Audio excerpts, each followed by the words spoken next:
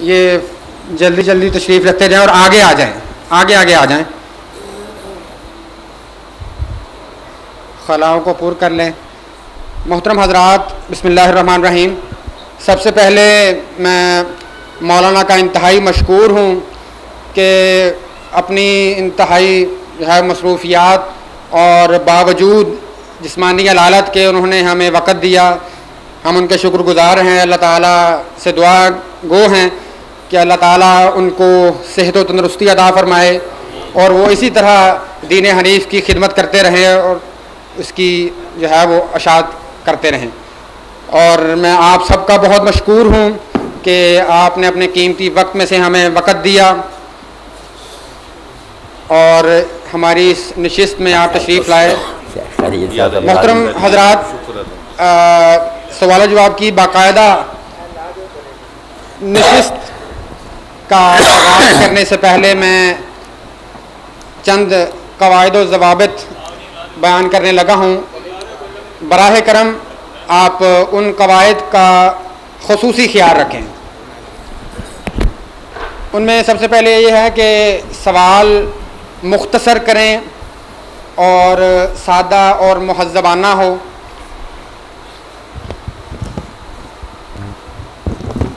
جو مولانا سے سوال کریں گے آپ، وہ صرف اس کا مقصد وہ آپ کے علم کی پیاس بجھانا ہو، نہ کہ مولانا کی علمی قابلیت کو جانچنے کا وہ آپ اس کو سمجھیں۔ ایک وقت میں ایک ہی سوال کریں تاکہ تمام وہ مستفید ہو سکیں افراد۔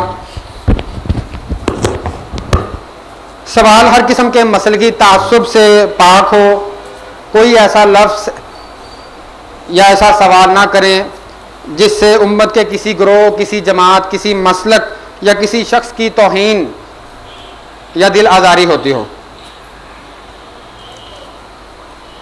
اگر آپ مولانا کے جواب سے متفق نہ ہوں یا مزید کوئی حوالہ ثبوت لینا چاہیں تو یہاں کی بجائے آپ مولانا کے ہاں جمعہ پڑھ لیں یا فتاوی آن لائن پہ بذات خود چلے جائیں اور وہاں پہ وہ اپنے سوال کا حوالہ آپ کو چاہیے ہوگا وہ آپ وہاں پہ لینا۔ یہاں تکرار یا بحث و مباحثہ نہ کیجیے۔ خواتین سے گزارش ہے کہ وہ اپنے تحریری سوالات ادھر ہال میں پہنچا دیں تاکہ ان کے بھی جواب دیے جا سکیں۔ اور آپ کو یہ بتاتا چلوں کہ ہمارا یہ ہفتہ وار پروگرام ہوتا ہے، اس میں ہم شہر کے اچھے پڑھے لکھے اسکالرز بلاتے ہیں اور ان کو یہاں پہ دعوت خطاب دیتے ہیں۔ تو یہ بھی اسی سلسلے کی ایک کڑی ہے اور کہ آج مولانا ہمارے پاس موجود ہیں۔ ہر جمعہ کو مغرب کے بعد ہمارا یہ پروگرام ریگولرلی ہوتا ہے۔ تو آج کے ساتھ آئندہ میں آپ کو میں یہ دعوت دیتا ہوں کہ آپ ہر جمعے تشریف لائیں۔ اچھے اور پڑھے لکھے اسکالرز ہم یہاں پہ انوائٹ کرتے ہیں۔ انشاءاللہ آپ جب بھی آئیں گے آپ کو مزہ آئے گا یہاں پہ۔ اب میں بغیر کسی توقف کے مولانا کو کہتا ہوں کہ وہ سوال و جواب کی باقاعدہ آغاز کریں۔ یہ میں آپ کے پاس آ رہا ہوں مائک لے کے، جس ساتھی کو سوال کرنا مقصود ہو وہ مجھے اشارہ کر دیں۔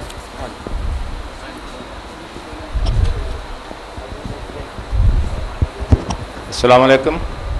وعلیکم السلام ورحمۃ۔ جی سب سے پہلا سوال ہے یہ کہ ہمیں قرآن اور حدیث کی روشنی میں یہ بتائیں کہ یہ کیمرہ لگایا ہوا ہے اس کی تصویر جائز ہے یا نہیں؟ جی مولانا،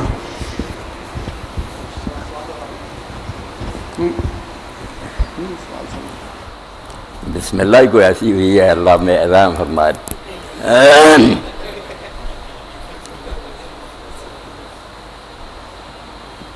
جیسے میرے بھائی ذیشان نے کہہ دیا کہ جو باتیں تکرار کی ہیں، بحث کی ہیں، علمی قسم کی ہیں نا کہ جائز نہ جائز، اس کے لیے تو موقع کیا جمعہ کے دن بعد میں اثر تک میں بیٹھتا ہوں، وہاں آئیں حوالے دیکھیں یا پھر فتاوی آن لائن پر پوچھیں۔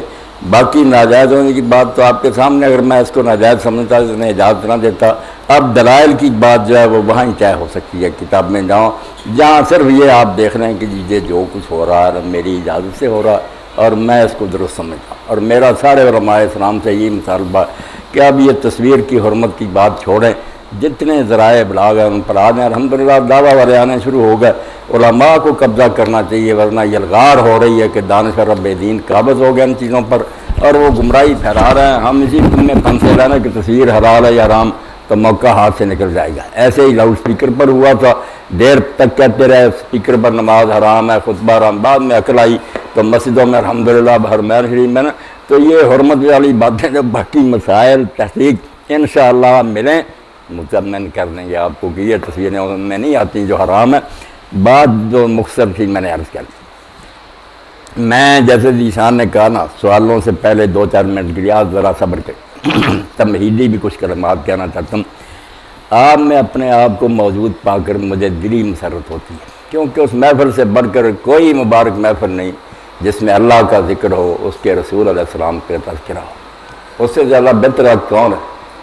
اوقات ہمہ بود کے در یاد بسر شد، ہماری زندگی کے صرف وہ لمحے قیمتی ہیں کہ اللہ رسول کی یاد میں گزر گئے، باقی ہمہ بے حاصلی و بے خردی بود، باقی تو عمر ہم بے عقلی اور بے وقوفی میں ضائع کر رہے ہیں۔ تو خوش قسمت ہیں آپ لوگ جو اس وقت بیٹھے ہوئے۔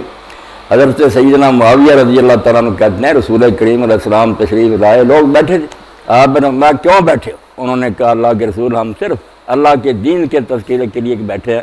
تو آپ نے قسم دی کہ واقعی اللہ کی قسم تم اس لیے بیٹھے ہو، اور ساتھ ہی کہا کہ مجھے تمہاری نیتوں میں کوئی شک نہیں، مگر جبریل علیہ السلام نے جو بات تمہارے بارے میں آ کر کہی اس کی وجہ سے میں پوچھا کہ واقعی اس لیے بیٹھو کہ اتنا درجہ ہے کہ اللہ کی طرف سے پیغام آیا کہ جو کسی مکان میں یا مسجد میں لوگ اکٹھے ہوتے ہیں، میری کتاب پڑھتے پڑھاتے ہیں، ان کے اوپر فرشتے جو ہے نا وہ سکینہ لے کر اترتے ہیں، ان کو اللہ کی رحمت گھیر لیتی ہے اور اللہ اپنی بارگاہ میں عرش عظیم پر ان کا تذکرہ کرتا ہے۔ اس لیے آپ یہاں جو بیٹھے ہیں اپنی قسمت پر ناز کریں کہ اللہ نے آپ کو توفیق دی کہ دین کی باتیں سننے کے لیے، اور ساتھ ہی یہ بات بھی آپ کے علم میں رہنی چاہیے، یہی میرا مشن ہے اور اس پر میں جمع ہوا ہوں کہ آپ میں سے کئی لوگ کسی مسلک کے ہوں گے، کوئی کسی میں نام نہیں لیتا، سب آپ جانتے ہیں کہ کوئی کسی خیال کا کسی کوئی بات نہیں، ایک رشتہ جس نے مجھے اور آپ سب کو اکٹھا کر رہی ہے۔ بدقسمتی یہ ہے کہ اس رشتے کو بھول کر چھوٹی جو ہے نا تقسیمیں یا نسبتیں ان کو ہم نے ترجیح دے دی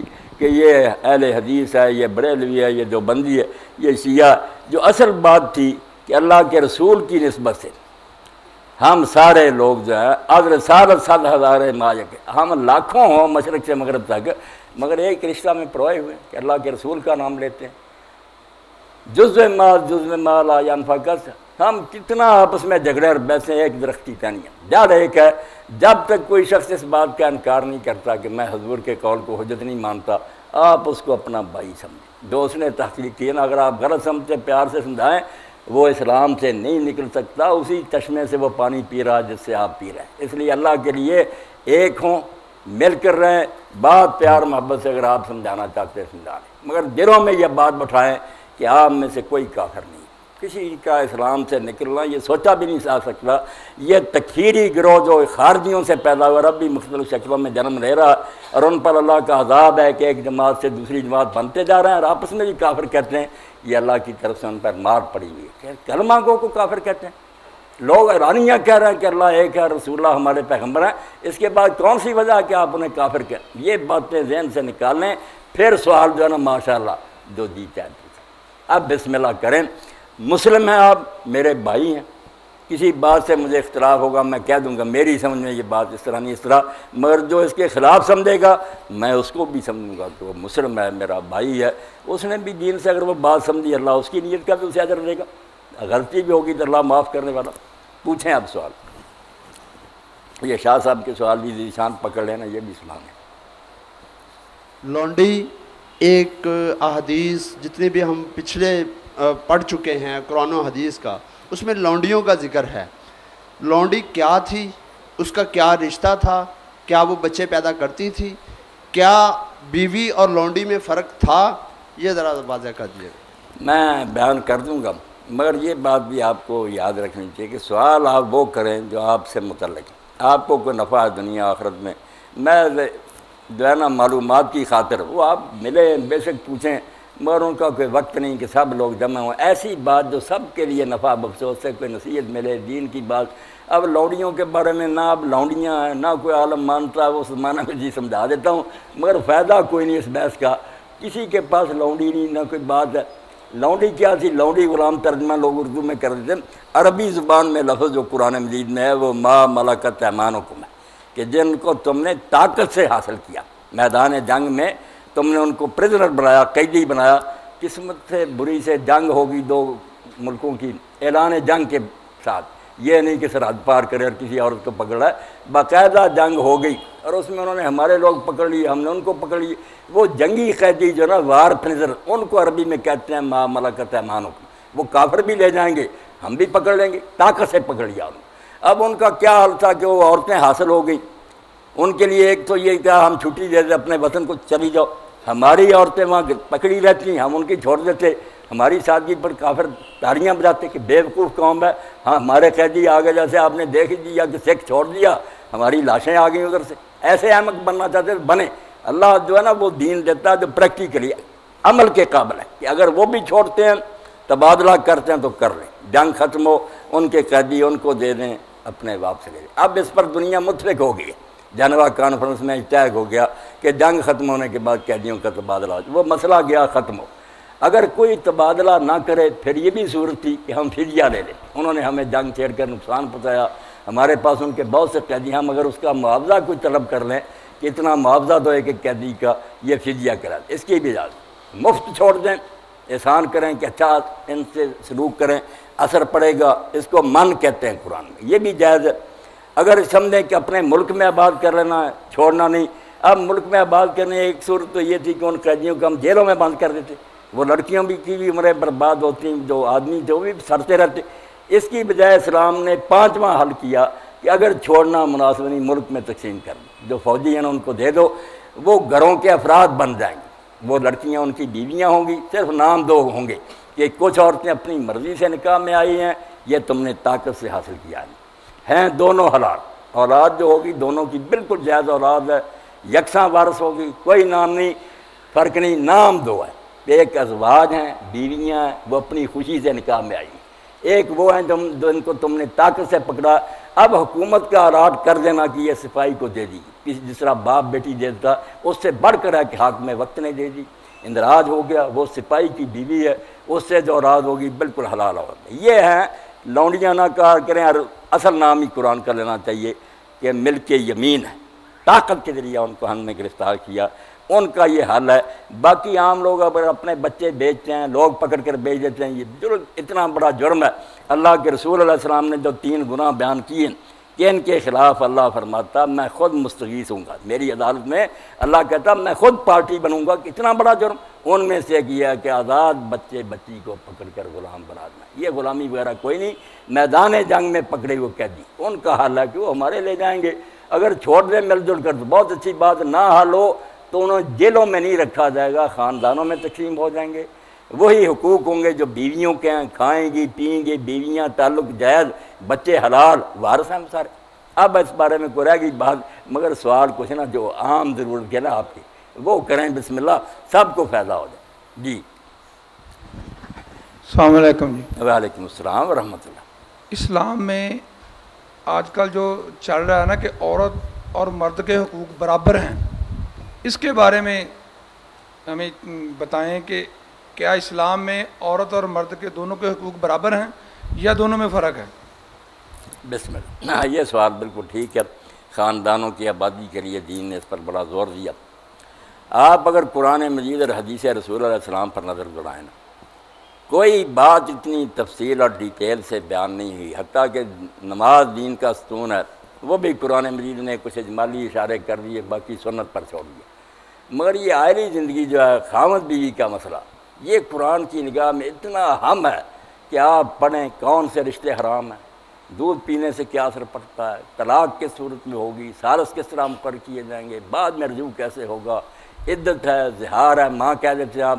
اتنے مسائل اس کے بیان ہوئے نا کہ نماز روزے حج کے بھی بیان ہوئے.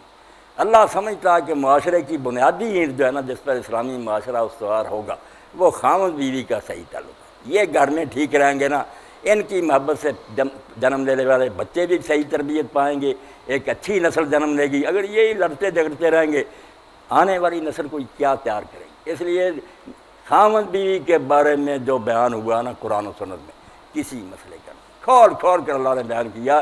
مگر جو بات آپ نے میرے بھائی کی کہ حقوق برابر ہیں، بات جو کہنے کی ہے فرائض مختلف ہیں، اس کی نہیں بات، ڈیوٹیاں الگ الگ ہیں، حقوق میں کوئی فرق نہیں۔ جیسا نیک سلوک خاوند مانگتا ہے ویسا ہی سلوک ان کی، وَلَهُنَّ مِثْلُ الَّذِي عَلَيْهِنَّ، جیسے ان پر کچھ ذمہ داریاں ہیں ان کے حقوق کی، خرچہ دینا پڑے گا، مکان حیثیت کے مطابق دینا پڑے گا، اچھا سلوک کرنا پڑے گا، وَعَاشِرُوا بِهُنَّ بِالْمَعْرُوفِ۔ اللہ کہتا ہے جو معاشرے میں دستور ہے نا شریف آدمیوں کا، اس کے مطابق ان کے ساتھ زندگی گزارنا ہوگی، ایک ساتھی کی حیثیت، وہ نوکرانیاں نہیں ہیں، تم دونوں ساتھی بن کر رہنا ہے۔ اور بہت تاکید فرمائی اس بارے میں کہ اگر کچھ چیزوں میں تمہیں بری بھی نظر آتی ہے تو آسان تکرہوا شیئا یجعل اللہ خیرا کثیرا، اگر ناپسند بھی کرتے ہو کوئی عادتیں تو کوئی بات نہیں، کئی خامیاں تم میں بھی ہوں گی، اگر ناپسندیدگی کے باوجود تم نبھا کرو گے تو اللہ اس میں بڑا خیر کثیر دے گا، اتنے بھلے نصیب ہوں گے۔ یہ امتحان دے دو کہ اس کی عادتیں کچھ نہیں اچھی، یہ کھانا پکانا نہیں ہے، کوئی بات نہیں، تم میں بھی بہت سی کمیاں، فین کرے تم وہ نہ، اگر ناپسند کرتے ہو تو تم کوئی پاک صاف ہو، اللہ ہو کہ تم میں کوئی عیب نہیں ہے، ہر میں کچھ کمی ہے۔ اس لیے حقوق برابر ہے بالکل نیک سلوک کی حد تک، مگر ذمہ داریاں الگ ہیں۔ کام یہ خراب ہوا کہ جو مردوں کے کام تھے یہ کما کر لائیں، انہیں خرچہ دیں، انہیں محنت کرنے کا کوئی کام نہیں ہے، کیوں دھکے کھاتی پھریں؟ صبح ہی بیچاریاں نکلی ہوتی ہیں، بچے چھوڑ جاتی ہیں، بس سٹاپوں پر دیکھتا ہوں دھکے کھا کر جاتی ہیں، بڑی بڑی دور نوکریاں کری، شام کو تھکی ماندی آتی ہیں۔ کیا معاشرت ہوگی؟ وہ مل جل کر پیار محبت کر رہنا کیا ہے؟ بچے بھی پرے پھینکے، آپ بھی، وہ کیا محبت کرے گی، کیا گھر چلائے گی؟ ڈیوٹیاں اللہ نے تقسیم کی، یہ مسئلہ یاد، فرائض الگ ہیں کہ ہر شخص اپنا کام کرے، ان کا کام گھر سنبھالنا ہے، آپ لوگوں کا کام باہر سے کما کر رہا ہے، آپ لائیں، انہیں حیثیت کے مطابق خرچہ دیں، اچھا سلوک کریں، اپنے بچوں کی ذمہ داریاں اٹھائیں، کوئی حاجت ہے بیویوں کی پوری کریں۔ یہ حتیٰ کہ اللہ کے رسول اللہ علیہ وسلم نے یہاں تک فرمایا کہ اگر تم حلال کما کر اپنی بیوی اور بچوں کے منہ میں دیتے ہو تو اللہ اس پر بھی صدقہ کا ثواب دیتا ہے۔ تو گھر چلانا کام ہے، اب ظاہر بات ہے کہ کام تو مختلف ہوں گے، کارخانے میں اگر ہر شخص مینیجر ہی بن جائے تو کام کیسے چلے؟ کوئی مزدور ہوگا، کوئی مینیجر ہوگا، کوئی ہوگا سیل مین، اسی طرح عورتیں گھر سنبھالیں گی۔ اور یہ جو بن گیا نا کہ ان کو جیل میں بند رکھا، یہ لوگوں نے بدماشی کی ہے، اس طرح ان کو باہر نکالو۔ اور جو حال ہے ان کا، میں نہیں اپنی بہنوں کے سامنے کہنا چاہتا، ہر شہر سے میں واقف ہوں کہ فیکٹریوں میں ان کے ساتھ کیا ہوتا ہے۔ سیکٹری حاجی صاحبان رکھ لیتے ہیں، ساتھ ہی کمرہ حرام زدگی کرتے ہیں، وہیں غسل کرتے ہیں، مہینہ کے بعد عورت بدل لیتے ہیں، بیچاریوں کی عزت لٹ، کچھ نہیں انہیں ملا، تباہ ہو گئی۔ اگر عزت سے گھر بیٹھتی ملکہ بن کر کہ ہمیں کمانے کی کوئی ضرورت نہیں، یہ کام تیرا ہے۔ اور بچے جو ہے نا، یہ کہتے ہیں بچہ جاننے کی مشین، آپ ایک اچھی بات کا نام غلط رکھ لیں ہے تو بدماشی سے رکھ لیں، یہ مشین ہے۔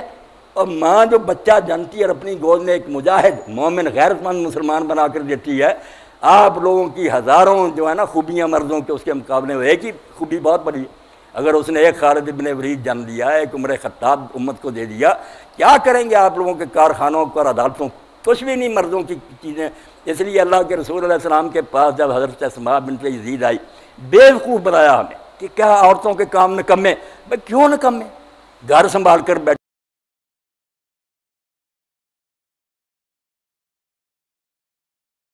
پیار سے آگے، گھر کا مال سنبھالنا برائی ہے، باہر کام کرنا زیادہ خوبی کی بات ہے۔ جوتیاں کھٹی ہیں، مرد کرنے آتا، اسے سکون ملتا ہے، وہ محبت اور پیار سے گھر بیٹھتا، کھانا اس کے لیے تیار ہے،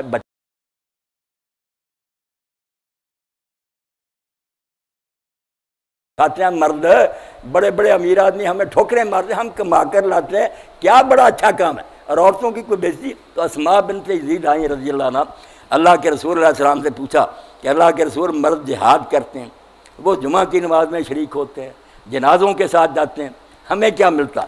تو اللہ کے رسول علیہ السلام نے فرمایا کہ میں نے عورتوں کی طرف سے ایسی نمائندہ عورت کبھی نہیں دیکھی۔ اس نے ایسا اچھا سوال کیا، کہا ساری عورتیں یہی پوچھ رہی، تو فرمایا تم بے فکر رہو، جو عورت گھر کا کام کرتے ہوئے اس کا یہ حال ہو جائے کہ اس کو نہانے دھونے کی فرصت نہیں، اس کے سار میلے ہو جائیں، ہاتھوں پر میل جم جائے، وہ قیامت کے دن میرے ساتھ آپ نے 2 انگلیاں ملا کر کہا کہ میرے ساتھ ایسے ہو. ماں وہ کم کر رکھا، مگر یہ حرام زادوں نے بدماشی پھیلانے کے لیے کہ ترقی کے نام پر گھروں سے نکال لو، پھر آسانی سے شکار ہاتھ ہو جائے گا. آپ سب جانتے ہیں اخباروں میں جو ریپ آپ پڑھتے ہیں کہ 5 6 حرامی ایک وقت میں بچیوں کے ساتھ کر، یہ سوچا تھا کبھی؟ جانوروں سے گزر گئے ہیں. تو اگر دین یہ کہتا ہے کہ حقوق آپ کے برابر ہیں بلکہ زیادہ، اللہ کے رسول علیہ السلام سے جب پوچھا ایک شخص نے کہ میں کس سے نیک سلوک کروں، سب سے اچھا سلوک کرنے کا کون حقدار؟ فرمایا تیری ماں. پھر پوچھا، فرمایا تیری ماں. پھر پوچھا، فرمایا تیری ماں. چوتھی مرتبہ پوچھا، فرمایا تیرا باپ. اور قرآن مجید میں دیکھ لیں جہاں ذکر آیا اللہ کی توحید کے بعد، پہلے تو ماں باپ کا درجہ دیکھیں کہ اللہ نے اپنے ساتھ ملایا، پہلے میرے ساتھ شریک نہ کرو. اگلا حکم یہ ہوتا کہ جنہوں نے تجھے جنا ہے ان کے ساتھ اچھا سلوک کر. یہ نہیں صرف خرچہ دے، احسانہ، اعلیٰ سے اعلیٰ سلوک ان کے ساتھ کر، ہوں بھی نہ کہنا اور کبھی ان کے ساتھ سرکشی نہ کرنا. اور وہاں بھی آپ دیکھ لیں والد کا ذکر جو ہے وہ ضمن نہیں گزر گیا کہ ماں باپ کے ساتھ نیک سلوک الگ نہیں. آگے جتنی تفصیل آئے گی کہ ماں نے تجھے پیٹ میں اٹھایا، ماں نے تجھے جنا، ماں 2 سال تجھے دودھ پلاتی رہی، ساری مشقتیں اور تکلیفیں ماں کی اللہ بیان کرے گی. اور اسی کے لیے اللہ کے رسول نے کہہ دیا کہ جو ماں کو دکھ دینے والا نہ اللہ اس نے اس پر جنت حرام کر دی. اللہ کہتا تیرا میری جنت میں کیا کام ہے؟ حرامی تو نے اس ماں کی بے ادبی کی. جب بستر خراب ہو جاتا تھا بیچاری ادھر لیٹتی تھی، تجھے دوسری طرف ہٹاتی. اگر تو بیمار ہو جاتا ساری رات بے قرار رہ کر تیرے سرانے کھڑی رہتی، مگر خدمت کا وقت آیا تو نافرمان ہو گیا، تیرے لیے جنت میں کہاں دے گا؟ تو یہ شرارت کی بات ہے کہ عورتوں کے حقوق اسلام میں نہیں. آپ پڑھے کوئی حقوق کسی نے ان کو نہیں دیے، ترقی کے نام پر صرف ذلیل کیا ہے. اسلام ان کو کہتا اگر ماں ہے اس کے قدموں کے نیچے جنت ہے. اگر وہ بیٹی ہے فرمایا جس کے گھر میں 3 بیٹیاں ہو جائیں، برا نہ منائے، اچھی تربیت کرے، کننا ستر اللہ من النار، وہ باپ کے لیے دوزخ کی طرف سے پردہ ہو جائیں گی، آڑ بن کر کھڑی ہو جائیں گی کہ ان کو ہم نے دوزخ میں نہیں جانے دیتا. اور اگر فرمایا بیوی ہے خیرکم لأہلی، مسلمانوں تم میں سے سب سے اچھا وہ شمار ہوگا جس کا سلوک اپنی بیوی سے اچھا ہوگا. تو اللہ کی امانت سمجھ کر لایا تھا، اس باپ نے اپنی عزت تیرے حوالے کی تھی نکاح کے وقت، تو گارنٹی اس کے پاس کیا تھی کہ صرف یہ اللہ سے ڈرے گا. اور اسی لیے آیتیں پڑھی حضور علیہ السلام نے خطبہ کے موقع پر. وہ بدقسمتی سے اب رسم بن گئی کہ مولوی صاحب آتے ہیں چوروں کی طرح پڑھتے ہیں، نکاح ہو گیا جی دعا کرو، کسی کے پلے کچھ نہیں پڑتا. اس طرح سٹیج ہونا چاہیے، سپیکر ہونا چاہیے، عالم آیتیں تلاوت کرے اور پوری تقریر کرے کہ میں نے کیا پڑھا، ان آیتوں میں کیا کرا. اللہ اس میں 5 مرتبہ کہتا ہے ان آیتوں میں اتقوا اللہ، بیٹا اللہ سے ڈرنا، ورنہ قبول کے بعد ہمارے ہاتھ میں کچھ نہیں رہے گا. ہمارے جو سر کے باہر ہیں وہ تیرے پیروں کے نیچے آ جائیں گے، اس کے بعد ہماری عزت تیرے ہاتھ میں. اللہ سے ڈرنے کی 5 آیتیں حضور نے پڑھی. اور ساتھ ہی کہا ان اللہ کان علیکم رقیبا. صرف مرد اس وقت نہیں اس نکاح کو سن رہا ہے، اللہ خود اس مجلس میں موجود ہے، وہ دیکھ رہا ہے کہ تم کس نیت سے ایجاب کرتے ہو. قولوا قولا سدیدا، جب کہو گے نا میں نے قبول کیا تو نیک نیتی سے کہنا، کھوٹ نہ رکھنا. یصلح لکم اعمالکم، اللہ تمہارے سارے کام سنوار دے گا.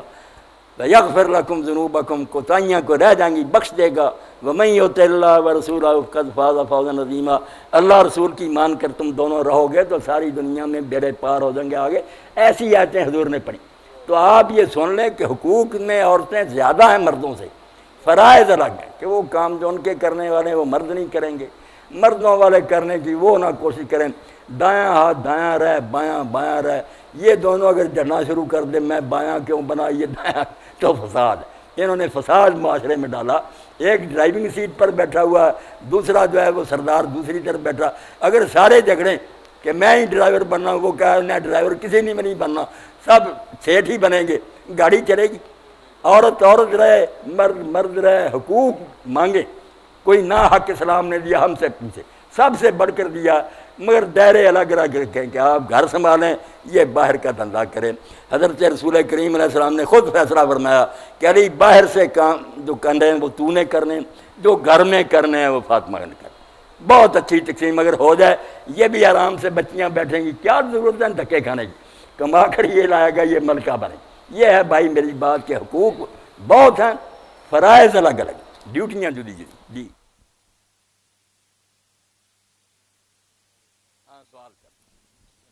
مختصر ہے، یہ سوال ذرا ضروری تھا نا، بچیاں بھی سن رہی ہیں، بچے بھی، یہ زیادہ وضاحت طلب تھا۔ اس زمانے میں یہ فتنہ لوگ پھیلا رہے ہیں نا کہ عورتوں کے ساتھ ظلم ہوتا، توبہ توبہ۔ ہم جب دین پڑھتے ہیں، دین میں جو عورتوں کے لیے وہ کہاں ہے؟ رکوع سے کھڑے ہوتے وقت امام کہتا ہے سمع اللہ لمن حمدہ، مقتدیوں کو بھی سمع اللہ لمن حمدہ کہنا چاہیے، اور پھر ربنا لک الحمد کہنا چاہیے۔ بہت دیر سے یہ مسئلہ آ رہا۔ اللہ کے رسول علیہ الصلوۃ والسلام کی سنت سے جو ثابت ہے، امام کے لیے تو دونوں ہی ہیں، کہ امام دونوں ہی کہے گا، سمع اللہ لمن حمدہ، پھر ربنا لک الحمد بھی کہے گا۔ اس بارے میں امام ابو حنیفہ رحمۃ اللہ علیہ، یہ دوسرے بزرگ جو کہتے ہیں نا کہ نہیں یہ بانٹا ہوا، امام صرف سمع اللہ لمن حمدہ کہے گا، مقتدی صرف ربنا لک الحمد، نہیں، سنت صحیحہ سے جو ثابت ہے امام دونوں کہے گا۔ مقتدی کا مسئلہ ذرا پیچیدہ ہے، کیونکہ اس میں اللہ کے رسول نے یہ کہا کہ جب امام سمع اللہ لمن حمدہ کہے تو تم ربنا لک الحمد کہو۔ اس میں اس کے مقتدی کے کہنے کا ذکر نہیں، صرف یہ ہے کہ تم ربنا لک الحمد کہو۔ امام دونوں آپ کہتے تھے، امام کو دونوں ہی کہنے چاہیے۔ اب کچھ نے کہا کہ اس سے معلوم ہوتا مقتدی نہ کہہ ربنا لک الحمد، کسی نے کہا یار اس میں صرف ذکر ہے کہ تم یہ کہو، منع نہیں پہلے سے، اس لیے امام شافعی والی بات ٹھیک ہے کہ امام بھی دونوں کہتا ہے، جو امام کہتا ہے وہ تم بھی دونوں کام کرو، سمع اللہ لمن حمدہ بھی کہو، ربنا لک الحمد بھی کہو۔ تو امام کے لیے تو بات ہوگی بالکل طے کہ وہ سمع اللہ لمن حمدہ بھی کہے گا اور بعد میں ربنا لک الحمد بھی کہے۔ مقتدی ان دونوں میں سے جو مرضی کہہ لے، دونوں کہہ لے، یا صرف ربنا لک الحمد، یہ اجتہادی مسئلہ، کوئی بات نہیں، دونوں درست۔ محمد صاحب، و تو عز و منتشا و تو ذل و منتشا، اس کا روایتی ترجمہ ہے کہ اللہ جسے چاہتا ہے عزت دیتا ہے، جسے چاہتا ہے ذلت دیتا ہے۔ تو یہ تو پھر تھوپ دینے والی بات ہے کہ جسے جو مرضی دے دے، پھر اس میں انسان کا کیا قصور ہے؟ اس پر ذرا تھوڑی سی روشنی ڈال دیں ترجمے پر۔ میرے بھائی، صرف عزت ذلت نہیں، رزق کا کم ہونا، رزق کا بڑھنا، تندرستی دینا، بیماری دینا۔ میں اب درست بول رہا ہوں، ابھی فالج ہو جائے، جو مرضی ہوتا تو وہی ہے جو اللہ چاہتا ہے۔ اللہ تعالیٰ دنیا پیدا کر کے بے دخل نہیں ہو گیا، اپنی دنیا پر اس کا پورا ہولڈ ہے، یہ دنیا اس کے قابو میں ہے، زمین و آسمان میں جو کچھ ہو رہا ہے اس کی اجازت دیتا تو ہوتا ہے، اگر وہ اذن نہ دے نہ کوئی برائی کر سکتا نہ نیکی، یہ نہیں کہ کہتا کرو مگر کرنے دیتا، اگر کوئی بدماشی کرنا چاہتا تو اجازت اس کی طرف سے کر لے، مگر جائے گا تو جہنم میں، تجھے اختیار ملا ہے۔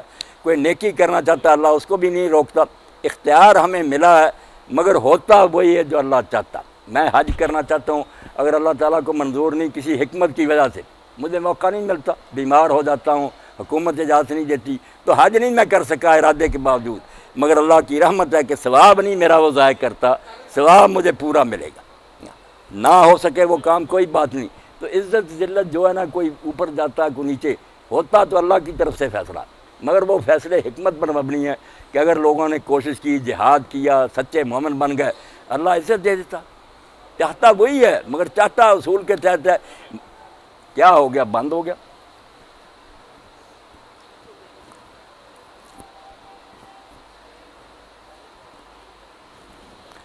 اللہ اکبر۔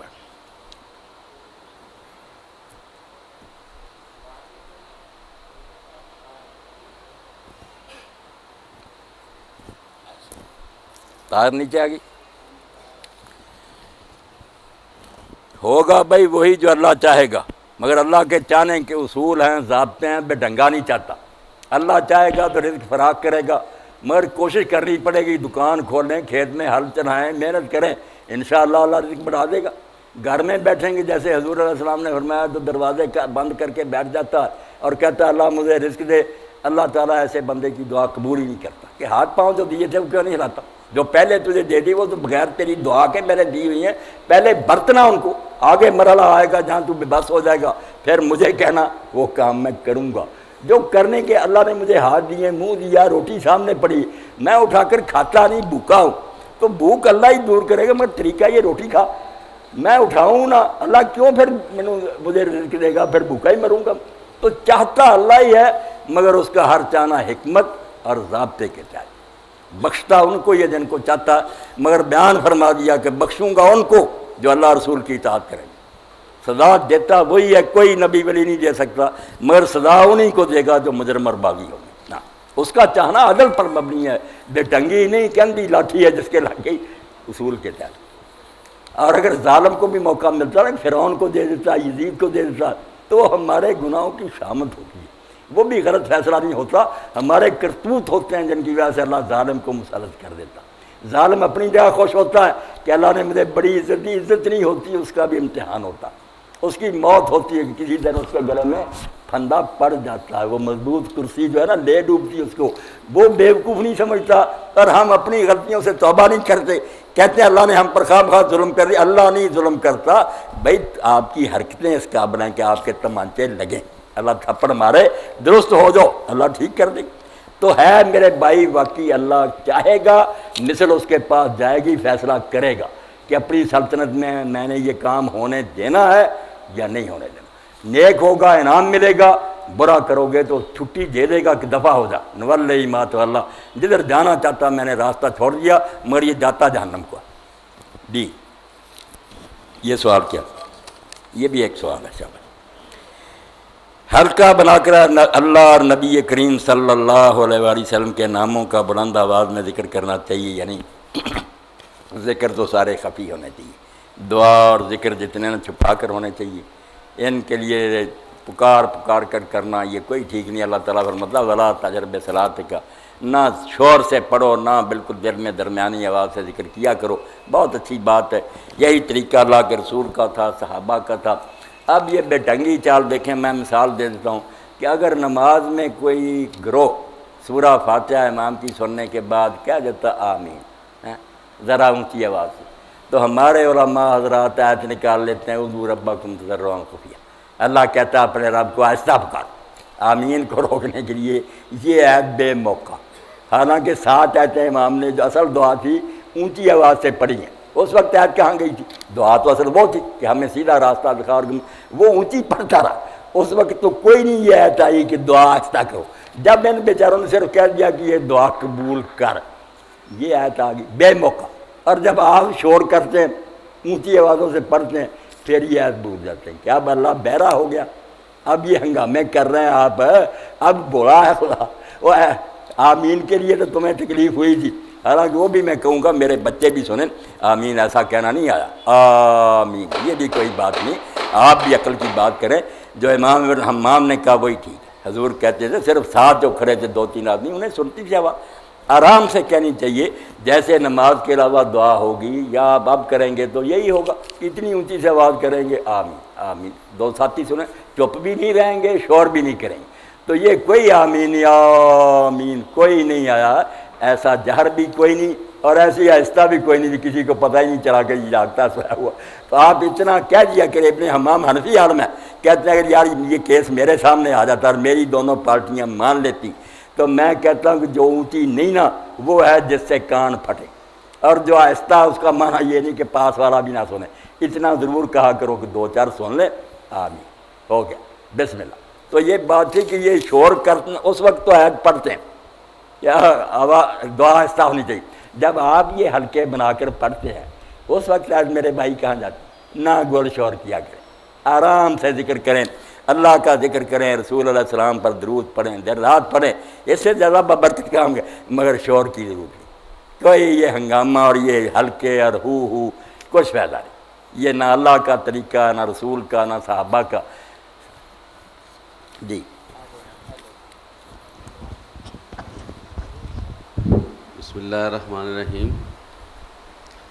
مولانا صاحب آپ سے یہ سوال کرنا ہے میں نے کہ اس وقت علمی محفلیں بھی بہت زیادہ برپا ہو رہی ہیں، گفتگو ہوتی ہے اخبارات میں اور مختلف طریقے سے پروگرامز بھی آ رہے ہیں، لیکن اس میں ایک چیز جو سب سے اہم وہ یہ ہے کہ ایک عام آدمی جو ہے وہ اپنے کردار کا تعین کیسے کرے کہ مجھے کیا کرنا ہے، کیونکہ جب تک ایک شخص خود اس کو احساس نہیں ہوگا کہ میرا کیا فنکشن ہے، اس کو گفتگو سننے کا کوئی فائدہ نہیں ہے۔ سب سے پہلے اس کی تیاری ہونی چاہیے کہ وہ کیا کرے۔ ایسے لوگ جو ملازمت پیشہ ہیں، 12 گھنٹے ڈیوٹی کرتے ہیں یا کاروبار کرتے ہیں یا سرکاری ملازم ہیں، عام سطحی لوگ ہیں، نارمل لوگ ہیں، ان کو کیسے کامیابی دنیا میں یا آخرت میں حاصل ہو سکتی ہے؟ دنیا میں رہتے ہوئے پریشانیاں بھی ہیں اور کنفیوژنز بہت زیادہ ہیں، مسائل ہیں، ان سے وہ کیسے نکلیں اور کیسے اپنی زندگی کو آخرت کے لیے کامیاب کرا سکتے ہیں، اس کے بارے میں ذرا. ماشاء اللہ بہت اچھی بات. ایسی جو زندگی کے لیے کارآمدم میں فلسفیانہ باتوں کا کیا فائدہ. جو میرے بھائی نے یہ بات فرمائی نا اور بالکل توجہ دلائی کہ جو کچھ ہم پوچھتے ہیں یا سنتے سناتے ہیں اس سے مقصد یہ ہونا چاہیے کہ ان چیزوں پر عمل کرنا، اپنے میں تبدیلی لانی ہے، کچھ کرنا ہے، کچھ چیزیں چھوڑنی ہیں. اگر یہ نہیں تو یہ ساری ورزش فضول ہے، زبان کا ہی ہے یہ دھندا اور کانوں کا چسکا. تو اس بارے میں صبح بھی ایک عالم دین میرے پاس آئے تھے کینیا سے، تو دوست ہیں اپنے بیٹھے، تو میں نے ان سے کہا کہ جو بات علی طنطاوی نے جو شام کے ایک عالم میں انہوں نے کہی نا وہ ہم سب کو یاد کرنی چاہیے. انہوں نے ایک حکایت کے پیرائے میں سمجھایا کہ اب امت کر کیا رہی ہے، اس لیے کچھ نہیں نتیجہ نکلتا، دعائیں ہو رہی ہیں، امام کعبہ رو رہے ہیں، کوئی اللہ نہیں سنتا. ایک مجلس نے سوال کیا لوگوں نے یونیورسٹی میں مجھ سے کہ اتنا مجمع ہوتا حج کا، امام ہوتا اس میں، کوئی ایسا بندہ نہیں کہ اللہ اس کی سنے. میں نے کہا اللہ کیوں سنے؟ اللہ کو کیا پڑی آپ کی پارٹی بنے؟ آپ اللہ کا کیا کرتے ہیں؟ رونے سے اللہ کیوں سنے گا؟ تو علی طنطاوی فرماتے ہیں کہ بادشاہ ہو گیا بیمار، بالکل یہ میرے اور آپ پر لاگو ہوتی ہے بات. طبیبوں نے کہا کہ بادشاہ سلامت آپ کے لیے جو دوائی تیار ہونی ہے وہ ایک حوض جو ہے نا تالاب دودھ کا بھرا ہونا چاہیے، اس میں دوائی بنے گی. اس نے ایک حوض بنوایا اور اعلان کر دیا کہ سب شہر کے لوگ جائیں اور ہر آدمی ایک ایک گلاس دودھ کا اس میں ڈالتا ہے. میں صبح بھرا ہوا دیکھوں گا حوض. اب میں کیا نا پہلا دانار دانشور، میں نے کہا سب دودھ ہی ڈالیں گے، چلو میں پانی ڈال دوں تو کیا پتہ چلے گا. میں نے پانی ڈالا، آپ گئے، آپ نے بھی کہا لوگ دودھ ڈالیں گے پانی. صبح بادشاہ گیا تو میرے بھائیوں وہاں کچی لسی بھی نہیں ملی، پانی. کام ہمارا یہ ہے کہ پانی دودھ کوئی نہیں ڈالتا، کرتا کراتا کوئی نہیں، نہ عالم کرتے ہیں نہ عوام کرتے ہیں. دعائیں ہیں، سیمینار ہیں، کانفرنسیں ہیں، الحمراء ہوٹل میں ہو رہا ہے، اواری میں وہ کھا پی رہے ہیں سب. کسی کا ارادہ نہیں کہ کچھ کرنا. بھئی آپ نے سنا کہ یہ کام کرو، شروع کرو. جن چیزوں سے روکا گیا وہ چھوڑ دو، توبہ کرو، تو کوئی فائدہ ہوگا نا. کہ اس جمعہ میں کوئی حضرت سیدنا عبداللہ بن مسعود رضی اللہ عنہ فرماتے ہیں کہ ہم جب سید عالم سرور کائنات حضرت محمد رسول اللہ سے قرآن پڑھتے تھے تو 10 آیتیں اگر پڑھتے تھے نا آگے سبق نہیں ہوتا تھا. 10 آیتوں میں جو کچھ آیا تھا نا کہ یہ کرو وہ سارے کام شروع کر دیتے. جن سے روکا گیا تھا رک جاتے. جب اس پر عمل پورا ہو جاتا تھا نا پھر اگلی 10 آیتیں شروع ہوتی. جب قرآن پورا ہوتا تھا تو علم بھی مکمل ساتھ ہی عمل بھی مکمل. لوگ جو تھے نا وہ قرآن بن چکے ہوتے تھے. قرآن کتاب ہوتا تھا، یہ چلتے پھرتے قرآن ہوتے تھے، جن کا اٹھنا بیٹھنا بولنا چلنا قرآن کے سانچے میں. اب جب یہ کام نہیں ہوتا، یہ راز کسی کو نہیں معلوم کہ مومن قاری نظر آتا ہے حقیقت میں ہے قرآن. قرآن تو ایک کتاب ہے، وہ میری اور آپ کی شکل میں ڈھل جائے کہ لوگ آواز سنیں. کہا قولوا للناس حسنا، لوگوں سے اچھی بات کہو. اگر سلوک کرے فرمایا ایسی طریقے سے پیش آ کہ گردن اکڑی ہوئی نہ. قرآن کہتا جاتا وہ بنتے جائیں. لوگ آپ کو دیکھیں تو پھر جیسے ام المومنین سیدہ عائشہ رضی اللہ عنہ فرماتی ہیں کیسی بات ہے، اللہ کے رسول کی اس سے زیادہ کوئی تعریف نہیں. آپ ہزاروں نعتیں بیان کریں کچھ بھی نہیں، ایک ہی جملہ کافی ہے. آدمی نے پوچھا کہ ام المومنین رسول اللہ کا کردار کیا تھا، کیا اخلاق تھے آپ کے، چال چل کیریکٹر کیا تھا؟ کہا تم نے قرآن پڑھا؟ اس نے کہا ہاں پڑھا. تو ام المومنین رضی اللہ تعالیٰ نے فرمایا کانا خلقہ القرآن، جو قرآن میں بیان ہوا نا یہ سارا حضور کا کردار تھا. رسول اللہ کو دیکھ لو چلتا پھرتا قرآن تھا، قرآن پڑھ لو یہ لکھا ہوا محمد تھا، جو آپ میں تھا اس میں بیان ہوا. اسی لیے مولانا ابوالکلام آزاد رحمۃ اللہ علیہ فرماتے ہیں ہم قرآن پڑھتے ہیں، اس میں قصے بھی آتے ہیں، مسائل بھی آتے ہیں، کہانیاں بھی آتی ہیں. آدم علیہ السلام سے لے کر ہم اپنے زمانے تک پڑھتے ہیں. وہ کہتے ہیں نام بدلا ہوا پردہ، وہ بات اصل میں محمد کی ہو رہی ہوتی صلی اللہ علیہ وسلم. سارا قصہ تو آپ کا ہی ہوتا، آپ پر وہی گزری جو نوح علیہ السلام پر گزری، جو موسیٰ علیہ السلام پر. اس لیے قرآن کے مطابق ڈلے. بالکل ٹھیک کہا بھائی نے کہ بدلنا نہیں اگر تو یہ سارا کاروبار بیکار ہے، فضول ورزش ہے، کوئی نفع نہیں ہوگا، اللہ کے ہاں کوئی اجر نہیں ملے.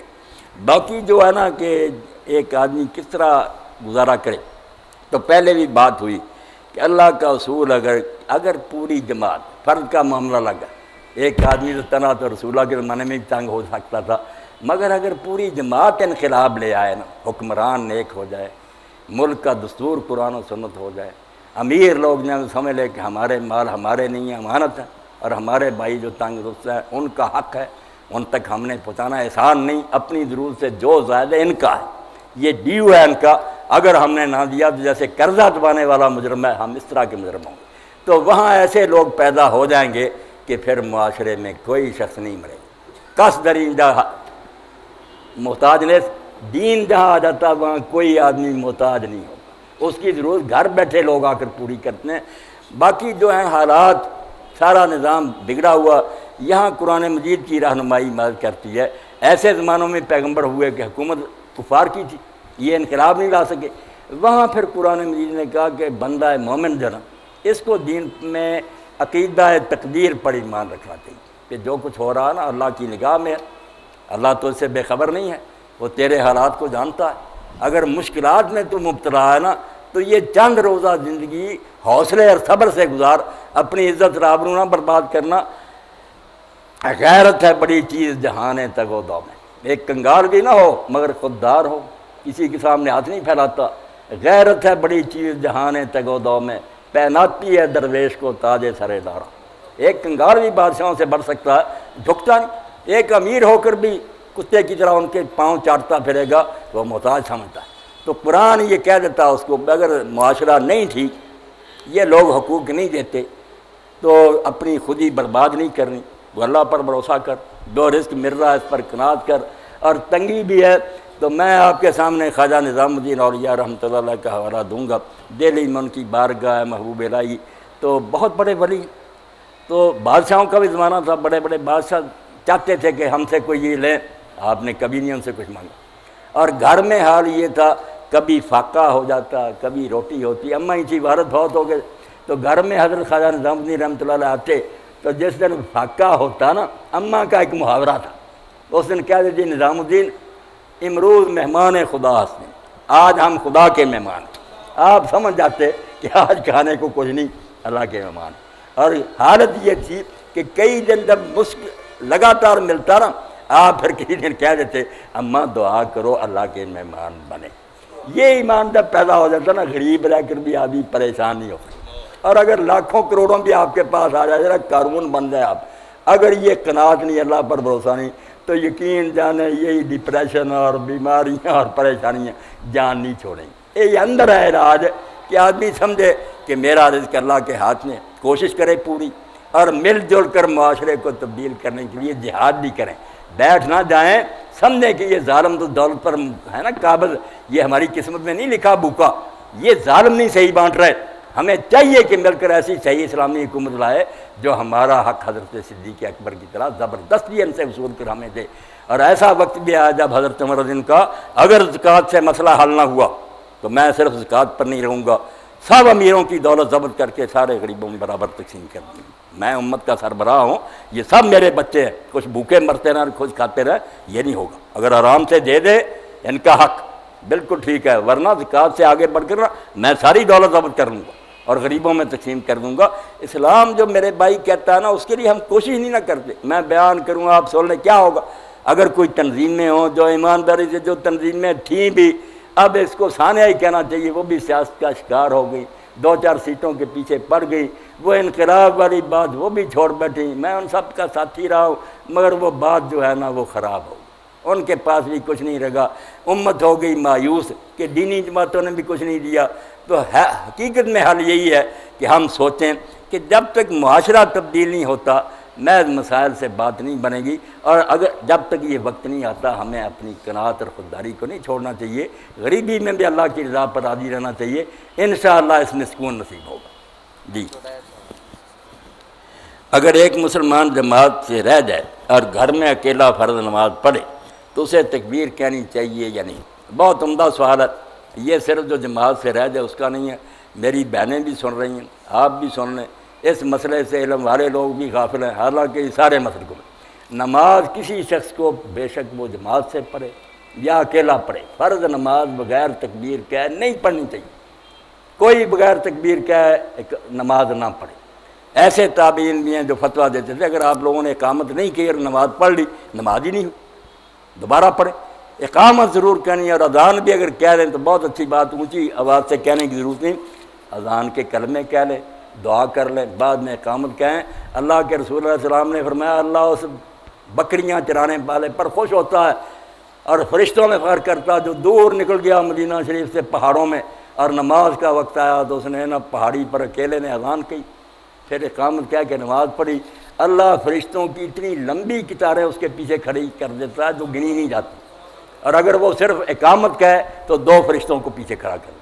اب ام المومنین عائشہ صدیقہ رضی اللہ عنہا کا پڑھیں، وہ فرماتی ہے ہم عورتیں بھی اذان کہتی تھیں، ہم عورتیں بھی تکبیر کہہ کے نماز پڑھتی، مگر یہ سنت مٹ گئی۔ بڑے بڑے عالموں سے جب میں نے ذکر حیران ہوئے، میں نے کہا نکالو فقہ کی کتابیں، وہاں نہیں لکھا کہ ایک آدمی تنہا بھی نماز پڑھے تو اقامت کیا کر پڑھے۔ آپ بھی حیران ہوئے کہ گم ہو گیا یہ مسئلہ۔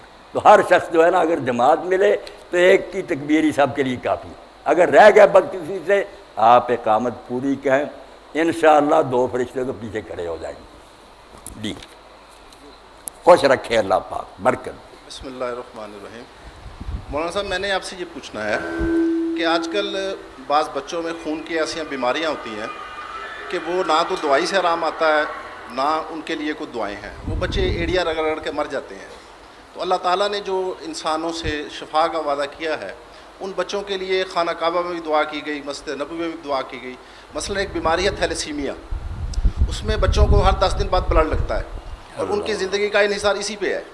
تو میں یہ پوچھنا چاہوں گا کہ اللہ تعالیٰ نے جو کہا ہے کہ میں شفا دیتا ہوں، کہ جب آپ مجھ سے رجوع کرتے ہیں، آپ بیمار ہوتے ہیں تو میں آپ کو شفا دیتا ہوں، تو میں یہ آپ سے پوچھنا چاہوں گا کہ اس کے متعلق آپ کیا فرمائیں گے؟ واقعی پریشانی پیدا ہوتی ہے، انسان جو اس کی نظر ہے تھوڑی دور تک، یہ جب ایسے حالات سے دوچار ہوتا ہے تو بہت گھبراہٹ کا شکار ہو جاتا ہے، بہت غلط سوال بھی پیدا، کئی لوگ اسی طرح دہریہ مرحد ہو جاتے ہیں کہ اگر کوئی خدا ہوتا تو یار یہ بری حالت اس بچے کی، اتنے چند دنوں کا نہ کہ اس کا گناہ، تڑپ تڑپ پر مر رہا اور بری حالت ہے۔ تو اسی پر مولانا مودودی رحمۃ اللہ علیہ نے ایک مضمون کوتا نظری لکھا تھا کہ ہمیں تھوڑی دور تک نظر آتا ہے، اس لیے شکایتیں پیدا ہوتی ہیں۔ اگر عرش عظیم سے تحت صراط تک، رضل سے ابد تک ساری دنیا ہمارے سامنے ہو نا، جس طرح اللہ کے ہیں، وہ پوری مثل اس کے سامنے جانتا ہے کہ کون سی چیز مناسب ہے، دکھ بہتر ہے یا سکھ بہتر ہے، وہ چیزیں ہماری نظر میں نہیں نہ ہوتی۔ مگر اس کے لیے ایک واقعہ اللہ تعالیٰ نے بیان فرمایا تھوڑا سا، کہ صرف 3 باتوں سے پردہ اٹھایا گیا تو موسیٰ علیہ السلام کو بھی ہوش آ گیا۔ خضر علیہ السلام نے بچہ مار دیا، دیوار ان لوگوں کی بنا دی جنہوں نے کھانا تک نہیں دیا تھا۔ موسیٰ علیہ السلام نے کہا انہوں نے نامرادوں نے ہماری مہمانی نہیں کی اور آپ مفت میں ان کی بناتے پھرتے ہیں دیواریں، اور کشتی توڑ دی ان لوگوں کی جنہوں نے کرایہ ہی نہیں لیا تھا، مفت سوار کیا تھا۔ کہنے لگے عجیب بات ہے، انہوں نے اتنی نیکی کی، آپ کا ادب کیا کہ آپ اللہ کے پیغمبر ہیں، کرایہ نہیں لیا، آپ نے تختہ توڑ دیا۔ انہوں نے کہا صبر کرو۔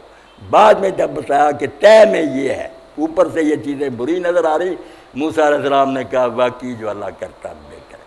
تو یہ بات میرے بھائی نے پوچھی، واقعی ہماری نظر کے مطابق تو یہ غلط ہی نظر آتا ہے کہ یہ معصوم بچے کو اتنی تکلیف کیوں، مگر بہت اس میں راز، بہت فائدے ہیں، وہ اللہ جانتا ہے۔ میں صرف جو بالغ ہیں ان کی مثال دوں گا کہ حضرت عیسیٰ علیہ السلام سے ایک شخص نے سوال کیا کہ یہ مادر ذات جو بچے اندھے پیدا ہوتے ہیں ماں کے پیٹ سے، یہ ماں کے کسی جرم کی سزا ہے یا باپ کے کسی گناہ کا بدلہ ہے، یہ بچے کیوں دنیا میں دھکے کھانے کے لیے اندھے پیدا ہوتے ہیں؟ بڑا سوال، کوئی لولے لنگڑے پیدا ہو جاتے۔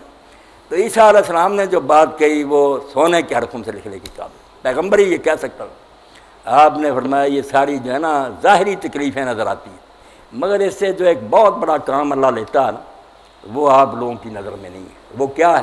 کسی عالم کی 1000 کتاب میں اور درس بھی وہ اثر نہیں کر سکتے، جو ایسے بندے کو ٹھوکریں کھاتے ہوئے اندھے کو دیکھ کر اگر آدمی دل بیدار رکھتا ہو تو سیکھ سکتا کہ اگر میرا بھی یہ حال ہوتا تو کس طرح گاڑیاں آ کر میرے ساتھ ٹکرا دی، کس طرح میں بازاروں میں گرتا پھرتا۔ تو فرمایا اللہ نے یہ نابینے اس لیے پیدا کیے ہیں تاکہ آنکھوں والوں کو سجائی دے، جن کی آنکھیں ٹھیک بنائی ہیں نا ان کے استاد پھرتے ہیں، یہ ان کی حماقت ہے کہ یہ ہنستے ہیں، یہ ٹھٹھے کرتے ہیں، سوچتے نہیں کہ یہ سرکاری ڈیوٹی دے رہے ہیں، بن بولے بتا رہے ہیں کہ بچہ اللہ ایسے بھی پیدا کر سکتا تھا اگر تندرست بنایا۔ اللہ کے رسول علیہ السلام کا اسوہ آپ کے سامنے، جب کسی دکھیے کو دیکھا، کسی کا قد چھوٹا دیکھا تو حضور نے مذاق نہیں اڑایا، اسی وقت سجدے میں گر گر اللہ سے کہا الحمدللہ الذی عافانی مما ابتلاک، جس مصیبت میں اپنے اس بندے کو اللہ نے ڈالا ہے شکر ہے اللہ نے اسے مجھے محفوظ رکھا، وفضلنی علی کثیر ممن خلق تفضیلا، اور اپنی بہت سی مخلوق سے مجھے اچھا بنایا، ورنہ مجھے بھی اس طرح ٹھوکریں کھانے والا، اور اس کا پھر ان کو بدلہ دے گا۔ جو بچے مر جاتے ہیں ایسے ان کو کیسا انعام ملے گا؟ چھوٹی عمر میں تکلیف میں مریں گے ویسے۔ اب صدمہ تو بہت ہے کہ ایک باپ کی یا ماں کی گود میں ایک بچہ آیا، ابھی وہ خوشی ہو رہے تھے، اس کی جان قبض ہوگی، تو اللہ فرشتوں سے پوچھتا، حدیث پاک میں آتا، حالانکہ سب جانتا کہ تم نے میرے بندے کے دل کا چین اور اس کی آنکھوں کا نور چھین لیا، اتنا پیارا تھا ان کا بچہ، جان لے آئے ہو، میرے اس بندے نے کیا کہا؟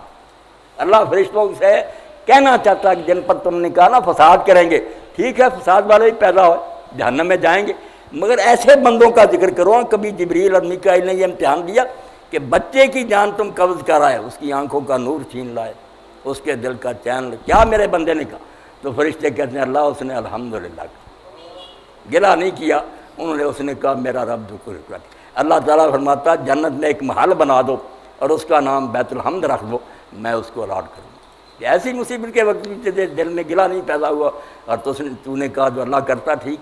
تو دعائیں جو قبول کرتا وہاں اللہ کہتا جس کی چاہتا ہے، اس کے بھی ضوابط ہیں، یہ نہیں کہ ہم جو کہتے جائیں ڈکٹیشن ہے اللہ کے نام، اللہ مانتا ہی جائے، پھر اللہ نہ کہا ہمارے ماتحت ہو گیا، ایسا نہیں میرے بھائی ہوگا۔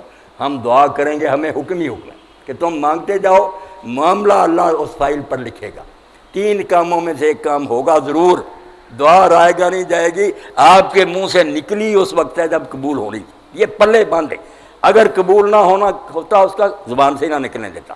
کتنے حرامی پھر رہے ہیں دعا نہیں کرتے، فرمایا دروازے قبولیت کے کھلے ہیں تو تب دعا تیری زبان سے نکلی ہے، مگر وہ قبول کس طرح ہوگی یہ اللہ خود بہتر۔ 3 شکلیں، یا تو وہی چیز دے گا جو تم مانگ رہے، جلد بازی نہ کرو، یہ نہ کہو بھی مانگتے جاؤ، دروازہ کھٹکھٹاتے جاؤ، کھل جائے گا، اور اگر وہ بات مناسب نہیں، تم سمجھتے اچھی ہے بیٹا مل جائے، یہ نہیں جانتے کہ جوانی سے آگے جب گزریں گے ہم، یہ جوان ہوگا ہم بوڑھے، تو یہی بچہ وہ برتاؤ کرے گا، ہم کہیں گے اس بچے کی بجائے تو اللہ پتھر دے دیتا۔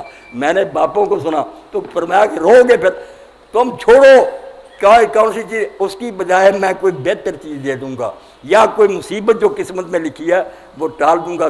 تم سمجھتے رہے قبول نہیں ہوئی، ہو گئی، اگر نہ ہوتی مصیبت آ رہی تھی، یہ دعا راستے میں کھڑی ہو گئی۔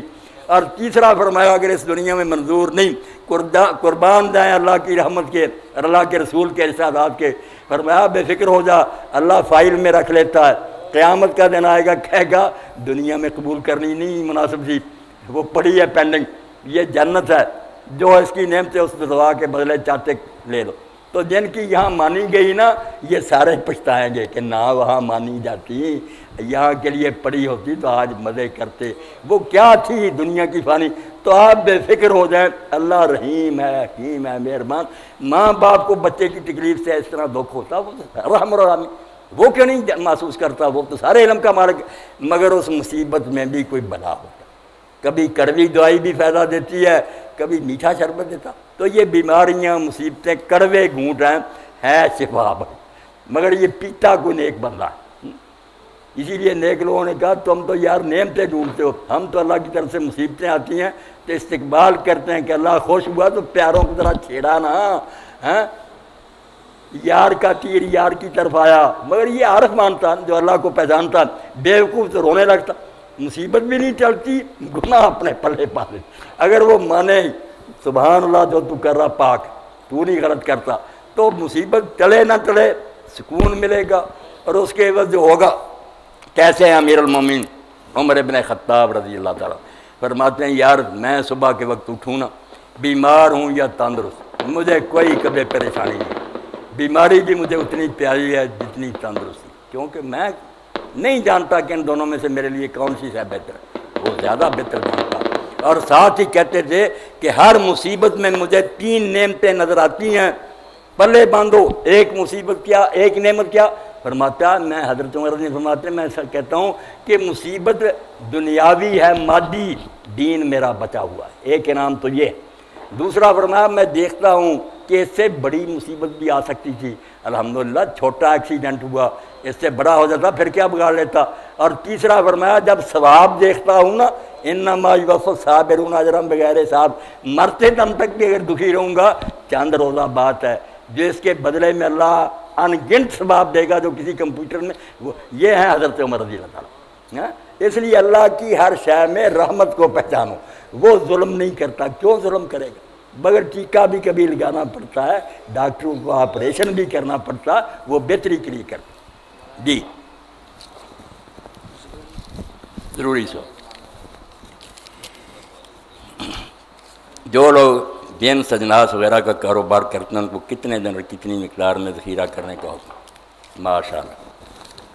میں اگر بات کو ذرا لمبی کر دیتا ہوں، یقین جانیں جب اللہ کی بات چلتی ہے یا رسول اللہ کی یا آپ کے ساتھیوں کی، اس میں آتا مزہ، لذیذ بود حکایت دراز تر گفتم، اس بات کو ختم کرنے کو جی نہیں چاہتا، ہر بات میں تو مزہ ہی مزہ، اللہ کے رسول کی زندگی، قرآن، اللہ۔ یہ سوال جو ہے بہت اہم سوال ہے اور ان حالات میں تو ضروری ہے۔ غلہ جو اللہ پیدا کرتا ہے نا سارے لوگوں کی ضرورت کے لیے برابر کرتا ہے۔ آپ یہ دل سے نکال دیں کہ دنیا زیادہ پیدا ہو رہی ہے، آبادی کا مسئلہ بڑھ رہا ہے، یہ کافر سوچ سکتا ہے، کوئی شخص پیدا نہیں ہو سکتا جب اللہ نہ کرے۔ اور اللہ ایسا ظالم نہیں کہ اس کے پاس رزق نہیں، آپ کے پاس مجھے کھلانے کے لیے کوئی نہیں، کیوں دعوت دیں گے؟ اللہ اس دنیا میں بین بلائے بلاتا ہے بندوں کو، اگر اس کے پلے رزق نہیں کیوں بلائے؟ کافر ہیں جو کہتے ہیں رزق نہیں ہے۔ سوال سائلین، اللہ نے زمین میں روزی سب کے لیے برابر پیدا کی ہے، تم اولاد آدم صحیح نہیں بانٹتے۔ ایک ارب پتی ہو کر بیٹھ گیا، کیوں اس نے زیادہ دولت رکھی؟ اس کے بھائی مر رہے ہیں، کیوں نہیں دیتا؟ اگر اس کے پاس زمین تھی اور غلہ پیدا ہوا، کیوں نہیں اس نے ضرورت کے مطابق جو چاہیے تھا گھر رکھتا، باقی بازار میں بیچ دیتا اور کہتا آج ہی بیچو، میں نہیں روکنا چاہتا، میرے بھائیوں کو سستا اگر ملے گا خوشی ہوگی مجھے۔ میں ایک واقعہ آپ کی خدمت میں عرض کرتا ہوں، تفسیر ہے امام قرطبی کے الجامع لأحکام القرآن، 20 جلدیں۔ سورہ مزمل پر جب گئے، سورہ مزمل کا دوسرا رکوع آپ دیکھیں، یہ روزی کمانا اتنی عبادت ہے، یہ دنیاوی دھندا نہیں، آپ میں سے کوئی دکان کرتا ہے، زمیندارہ کرتا ہے، کوئی ملازمت، یہ سب عبادت ہے۔ جیسے مسجد میں نماز عبادت، یہ عبادت ہے اگر حلال طریقے سے ہو۔ وہاں اللہ تعالیٰ نے پہلے کہا کہ اللہ کے رسول آپ اور آپ کے ساتھی 2/3 رات، آدھی رات، تہائی رات کھڑے ہوا، پہلے تہجد بہت بڑی تھی، بعد میں یہ اتارا کیا، میں جانتا ہوں کہ تم میں سے بیمار بھی ہیں، تم میں سے جہاد بھی کرنے والے ہیں، اور یضربون فی الارض یبتغون من فضل اللہ، کچھ جو ہے نا ان کو زمین میں بھی چلنا پڑنا پڑے گا روزی کی تلاش میں۔ روزی کی تلاش کو جہاد کے ساتھ نفی کیا، فرمایا اس لیے میں نے تہجد گھٹا دی ہے، اب جتنی آسانی سے ہو سکے پڑھ لیا کرو، یہ کام زیادہ ہم ہے، رزق تلاش کرو، جہاد کرو، بیماروں کو سنبھالو۔ تو اس کے تحت لکھتے ہیں قرطبی رحمۃ اللہ علیہ کہ اللہ کا فضل تلاش کرنا یہ نہیں کہ جونکے بن کر بیٹھ جاؤ اور وہاں ہی ٹیلی فونوں پر سودے کرو، نہ دینا نہ لینا، چیز ابھی تیار نہیں ہوئی تم نے سودے کر لی، اس نے آگے سودے کر لیے، 10 روپے کی چیز اصل صارف تک پہنچتے پہنچتے 100 کی کر دی تم نے، اور کیا تمہارا ہنگ پھٹکڑی لگا، سب رزق حرام ہے، صرف سود ہی حرام نہیں، یہ سارا دھندا حرام ہے۔ جب تک تمہارے پاس چیز نہیں آتی تم پیسے ادا نہیں کرتے، آگے بیچنے کا حق ہی نہیں، یہ غیر حاضر سودے حرام کمانے کے لیے، کیا اس میں تم نے ڈالا؟ آپ ذرا حیرانی سے دیکھیں گے، اللہ کے رسول نے تو اس کو ناجائز کر دیا، یہ ڈھیری پڑی ہے، سودا ہو گیا، میں نے خرید لی، وہاں سے اٹھائی نہیں میں نے، اسی وقت دوسرا آدمی کہتا آپ نے 10 روپے میں خرید لی، میں 11 دیتا ہوں، حضور نے فرمایا حرام ہے، کیا اس میں بڑھ گیا کہ 1 روپے نفع رہ رہا، وہاں سے توڑ کر اٹھا، دوسری جگہ لے جا، کچھ داخل کر حصہ اپنا، پھر حق بنے گا تجھے لینے، تو یہ حرام داخل کر لیا، مہنگائی کر لی۔ تو قرطبی فرماتے ہیں کہ ایک تاجر نے واسط کا تھا، اپنے غلام سے کہا کہ میرا یہ مال لے جا بصرے، اور وہاں پہنچ کر اسی دن بیچ دینا، یہ مومن کی بات ہے۔ وہ جب وہ وہاں پہنچا تو وہاں کے تاجروں نے کہا کہ ابھی نہ بیچو، خبر پھیلی ہوئی ہے کہ یہ مہنگی ہو جائے گی، 2-4 دن، اس نے نہیں بیچی، 2-4 دن کے بعد بیچی، 20,000 نفع کمایا۔ اس نے تاجر کو لکھا کہ میں یہاں آیا تھا، مجھے تاجروں نے روک لیا، کچھ دن روکنے کے بعد بیچا، اتنا نفع۔ اس نے کہا نامراد یہ سارا خدا کی راہ میں دے دے اور میں اللہ سے معافی مانگوں گا کہ 3-4 دن تم نے کیوں نہیں بیچی، خلق خدا تنگ ہوئے، یہ کیا نفع ہے، مردار مجھے کھلا رہا، یہ 20,000 یا اللہ کی راہ میں دے دے، اور پھر بھی اللہ سے میں معافی مانگوں گا، جاتے ہی بیچنی تھی، بے شک ایک آنا ہی نفع ہوتا۔ یہ ہے اللہ کا فضل تلاش کرنا کہ کوئی لا رہا باہر سے مال، اور وہ ایک نیکی کر رہا، سپلائی کر، ٹھیک اپنا جو اس نے ہے ٹرانسپورٹ اور یہ محنت، اس کا نفع دے دے، مگر وہ خون چوسے کہ تنگ کروں، لوگ بھوکے مریں اور زیادہ ریٹ مجھے ملے، کیا اس نے اپنی مرضی سے ریٹ لگایا، بھائی مرضی کیا، بھوکا مر رہا ہے بیچارہ، جو مانگ لیا آپ نے دی، یہ سمجھے ڈاکہ ہے، چوری ہے، بالکل سود خوری ہے، اس کو جو جی چاہے آپ حاجی صاحب نام دیں نا کہ سودا ہے، سودا کوئی نہیں ہے، سودا ہے جو خوشی سے آدمی کرے۔ ایک پھنسا ہوا غریب دے رہا آپ کو، یہ کیا خوش ہونا اس نے، آپ ایک واقعہ یاد رکھیں، قربان جائیں اللہ کے رسول نے جو انقلاب کیا، میرے بھائی پوچھ رہا تھا اب تبدیلی جب ہم اپنے اندر نہیں پیدا کرتے کیا کریں؟ یہ قصے سناتے ہیں لوگ، کہتے ہیں یار تم مسلمانوں کو دیکھ کر یقین نہیں آتا کہ تمہارے بڑے ایسا کرتے تھے، مگر کرتے تھے، ہے حقیقت ہے، ہم نے بدنام کر دیا۔ اللہ کے رسول ممبر پر تشریف فرما تھے، خطبہ دے رہے تھے، آپ کو اطلاع ملی تو آپ نے دوران خطبہ کہہ دیا کہ مسجد میں ایک شخص یمن سے آنے والا جس کی پیشانی پر بادشاہ کا نور چمکتا ہے، وہ بادشاہی خاندان سے ہے۔ جب وہ حضرت جریر آئے، آپ ممبر سے اتر بیٹھ، کرسی منگوائی، اس کے ساتھ باتیں کی۔ اب انہوں نے بیعت کی، صحیح بخاری میں بیعت میں 3 باتیں حضور نے منوائی کہ نماز باقاعدگی سے ادا کرنا، زکوٰۃ دینا، اور تیسری بات یہ منوائی وَالنُّصْحُ لِكُلِّ مُسْلِمٍ، جتنے کلمہ گو ہیں ان کا سب کا بھلا چاہنا، کھوٹ نہیں ہونا چاہیے، ہر مسلمان کی خیر خواہی۔ اللہ کے رسول کے بعد مرحلہ آیا، ایک دن ان کا نوکر جو تھا وہ جنگل میں گھوم رہا تھا، وہاں ایک دیہاتی آدمی ملا، اب حضرت جریر کا گھوڑا تھا، اس دیہاتی نے بدو نے کہا میں گھوڑا خریدنا چاہتا ہوں، انہوں نے کہا میرے مالک کا دکھایا، سودا طے ہو گیا 800 درہم، کہ 800 درہم انہوں نے کہا میرے مالک کو چل کر دے دے، گھوڑا لے لے۔ جب وہ حضرت جریر کے پاس آیا اور وہ ملازم نے کہا 800 میں نے بیچا، 800 میں، تو آپ دنیاوی حساب سے کہیں کہ آپ نے فرمایا نہیں میرا گھوڑا اتنے کا نہیں، اس کا معنی یہ لگے کہ 800 کا سستا ہے، کچھ پیسے ہوتے نہیں، بات الٹی ہو۔ بدو نے کہا حضور اگر 800 نہیں منظور کچھ اور بڑھا لے، فرمایا نہیں یار کم کا، 600 نہیں، 400 نہیں، 200 پر آپ نے کہا 200 دے دے لاکھ۔ لوگوں نے کہا یہ الٹی گنگا کہ 800 کی بجائے، فرمایا یار حضور کے ہاتھ میں ہاتھ دیا تھا کہ ایک مسلمان کی خیر خواہی کرنی، میں اپنے اس وعدے کا بیڑا کر لیتا، میں جو سمجھتا ہوں کہ اگر میں لینے جاتا تو یہ 200 کا میں نے لینا تھا، اس سادہ آدمی کو میں لوٹوں۔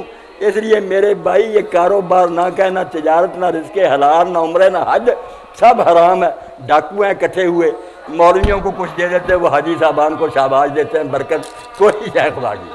آپ اللہ کے لیے تھوڑا نفع لیں، نہ بھی لیں۔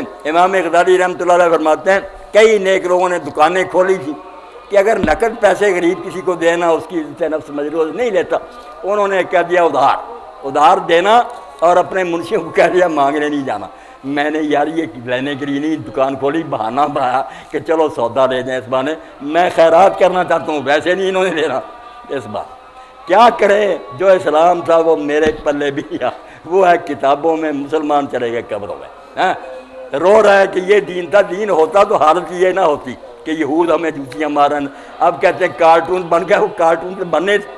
آپ کے نبی کی کیا عزت ہونی تھی جب آپ کے حاکم جا کر ان کے قدموں میں سجدے کرتے، حکمران منتیں کرتے ہیں امریکہ جا کر، انہوں نے ذلیل ہی کرنا، ورنہ ہمارے پیغمبر کی طرف بری نظر سے کچھ دیکھ سکتا اگر مسلمان جیتے ہوتے؟ ہمارا تو سب کچھ اللہ کے رسول ہیں، مگر یہ سارے دن اس لیے دیکھنے پڑے کہ ہم نے حضور کا طریقہ چھوڑ دیا، دنیا میں رسوا ہو گیا۔ علامہ اقبال نے شکوہ کیا تو جواب شکوہ اپنی طرف سے لکھا، مگر اللہ کی ترجمانی کی۔ اللہ نے کہا وہ معزز تھے زمانے میں، اقبال جو تو کہتا نا ہمارے بڑے یہ تھے، وہ معزز تھے زمانے میں مسلمان ہو کر، اور تم خار ہوئے تار کے قرآن ہو کر۔ تمہیں قرآن چھوڑ دیا، اب ذلیل نہیں ہونا تو اور کیا ہونا؟ میں کیوں فرشتے بدر میں اگر بھیجے تھے وہ بنے تھے اس لائق کہ میں مدد کروں۔ فضائے بدر پیدا کر، فرشتے تیری نصرت کو اتر سکتے ہیں گردوں سے، کتار اندر کتار اب بھی۔ فرشتے کو ریٹائر ہوگا اسی طرح بیج لگائے کھڑے ہیں، مگر مدد کن کی کریں؟ ان ڈاکوؤں کی کہ مہنگا کر رہے ہیں اور اناج چھپا لیتے ہیں اور چیزوں میں ملاوٹ کر کے بیچتے ہیں، کم تولتے ہیں اور کہتے ہیں یہ رزق کما رہے ہیں، رزق نہیں کما رہے ہیں، ڈاکہ تو نہیں کر رہے آپ۔ جی اذان سن، اذان سن، اللہ اکبر، اللہ اکبر، اللہ اکبر۔ نشست جاری رہے گی اور یہاں پہ نماز کا اہتمام کیا گیا ہے۔ کیا نماز پڑھ لیں، اذان کا جواب بھی جو نماز پڑھنا چاہتے ہیں وہ نماز پڑھ لیں، اور جو یہاں پڑھنا چاہتے ہیں وہ بیٹھیں۔ اللہ آپ لوگوں کو خوش رکھے، آپ میرے بھائی ہیں، بزرگ ہیں، خوشی ہوتی ہے آپ کے ذریعے مجھے بھی اللہ رسول کی باتیں کرنے کا موقع ملتا ہے، اللہ قبول فرمائے۔ اللہ اللہ اکبر، اللہ اکبر، اشہد ان لا الہ الا اللہ، اشہد ان محمد رسول اللہ، صلی اللہ محمد آل محمد محمد۔ بس آپ دوست نا یہ غنیمت سمجھیں جو میر تقی میر نے کہا نا، میر جمع ہے احباب، درد دل کہہ لے یہ التفات دل دوستاں رہے نہ رہے، کون جانتا کہ میں نہیں ہوں گا یا آپ نہیں پھر مجھے مل سکیں گے۔ اگر ہم یہاں اکٹھے ہیں تو 10-15 منٹ بھی اللہ رسول کی بات کر لیں، یہ ہمارے کھاتے میں اگر لکھا جائے تو اللہ قبول کر لے، یہی بڑی بات دی۔ اسلام میں بندگی یا پرستش نماز اور دعا کے علاوہ اور کون سے عوامل ہیں جن سے بندگی یا پرستش ظاہر ہوتی؟ بہت اچھا سوال ہے۔ جو اللہ تعالیٰ نے قرآن میں کہا نا کہ ہم نے جنوں اور انسانوں کو اپنی عبادت کے لیے پیدا کیا، اب عبادت کا مفہوم ہو گیا تنگ۔ ہم نے یہ مسجدوں میں جا کر سن لیا اور بیٹھ گئے کہ نماز، روزہ، حج، زکوٰۃ، اللہ خیر صلاح، بس ہم نے اللہ کی عبادت کر لی، پھر ہم ہیں سیکولر اور لبرل، جو جی چاہے کمائیں کھائیں کریں۔ یہ ہو گئی خرابی، یہ دین اور دنیا دو کھانے بنا لیے، وہ ہمارا فرض ہے، یہ ہمارا پیشہ ہے۔ ملعون لوگوں کی یہ تقسیم ہے۔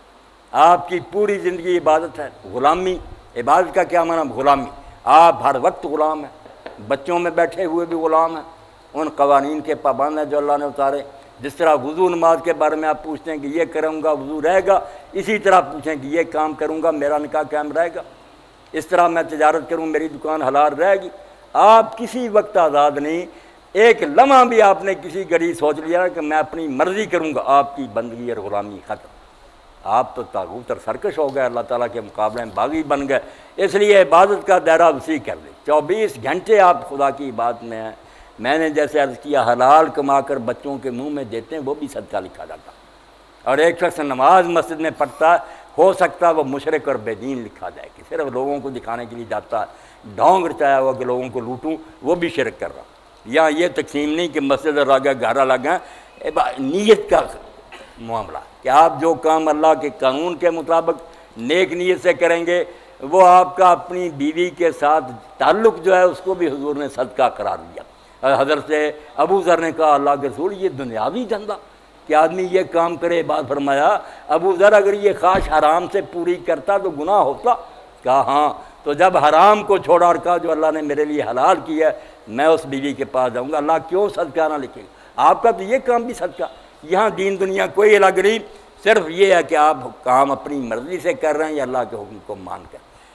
بندگی، غلامی، بسم اللہ۔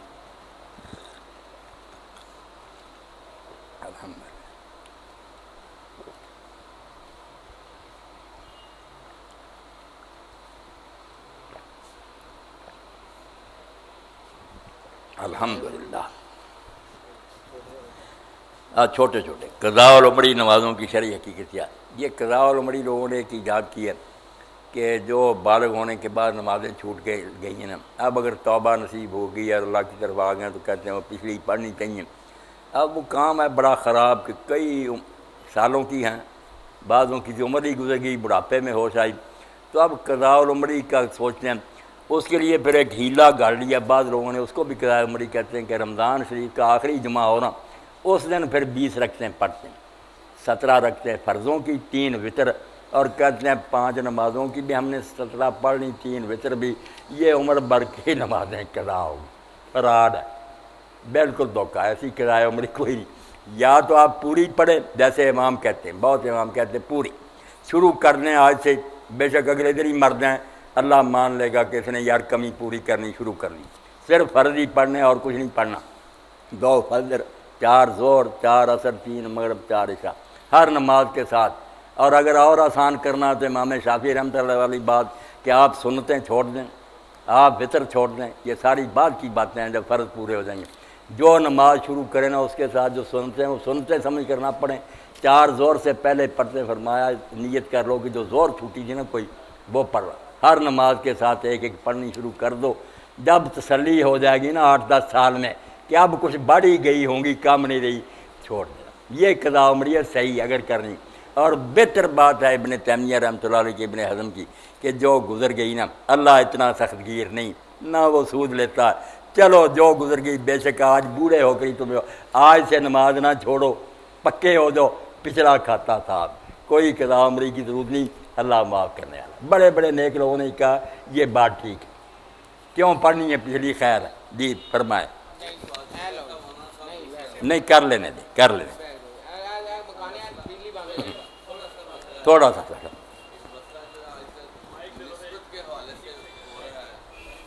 نسبت کیا چیز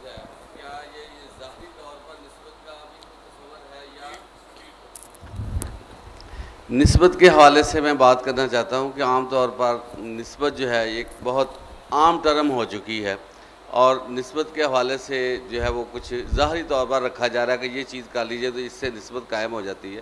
یہ نسبت کیا چیز ہے اور یہ کیسے قائم ہوتی ہے، یہ برائے مہربانی تھوڑا سا بتا دیں۔ میرے بھائی نے بہت اچھا سوال کیا۔ ان چیزوں میں آج کل ہم بہت پھنسے ہوئے ہیں اور ان کی عام اشاعت ہے، ہر جگہ یہی سن رہے ہیں، نسبت ہونی چاہیے، بیعت ہونی چاہیے، کسی سے تعلق ہونا چاہیے۔ یہ کوئی دینی کام نہیں اور دین کے خلاف بھی نہیں۔ اگر تو نسبت کا مفہوم یہ ہے کہ آدمی کسی آدمی سے رابطہ قائم کرے کہ یہ اچھا آدمی ہے، نیک ہے، اس کے پاس بیٹھنے سے اللہ یاد آتا ہے، اس کی صحبت میں اچھا اثر ہوتا ہے، ہدایتیں اس سے لیں، تو یہ تعلق تو قائم کرنا چاہیے۔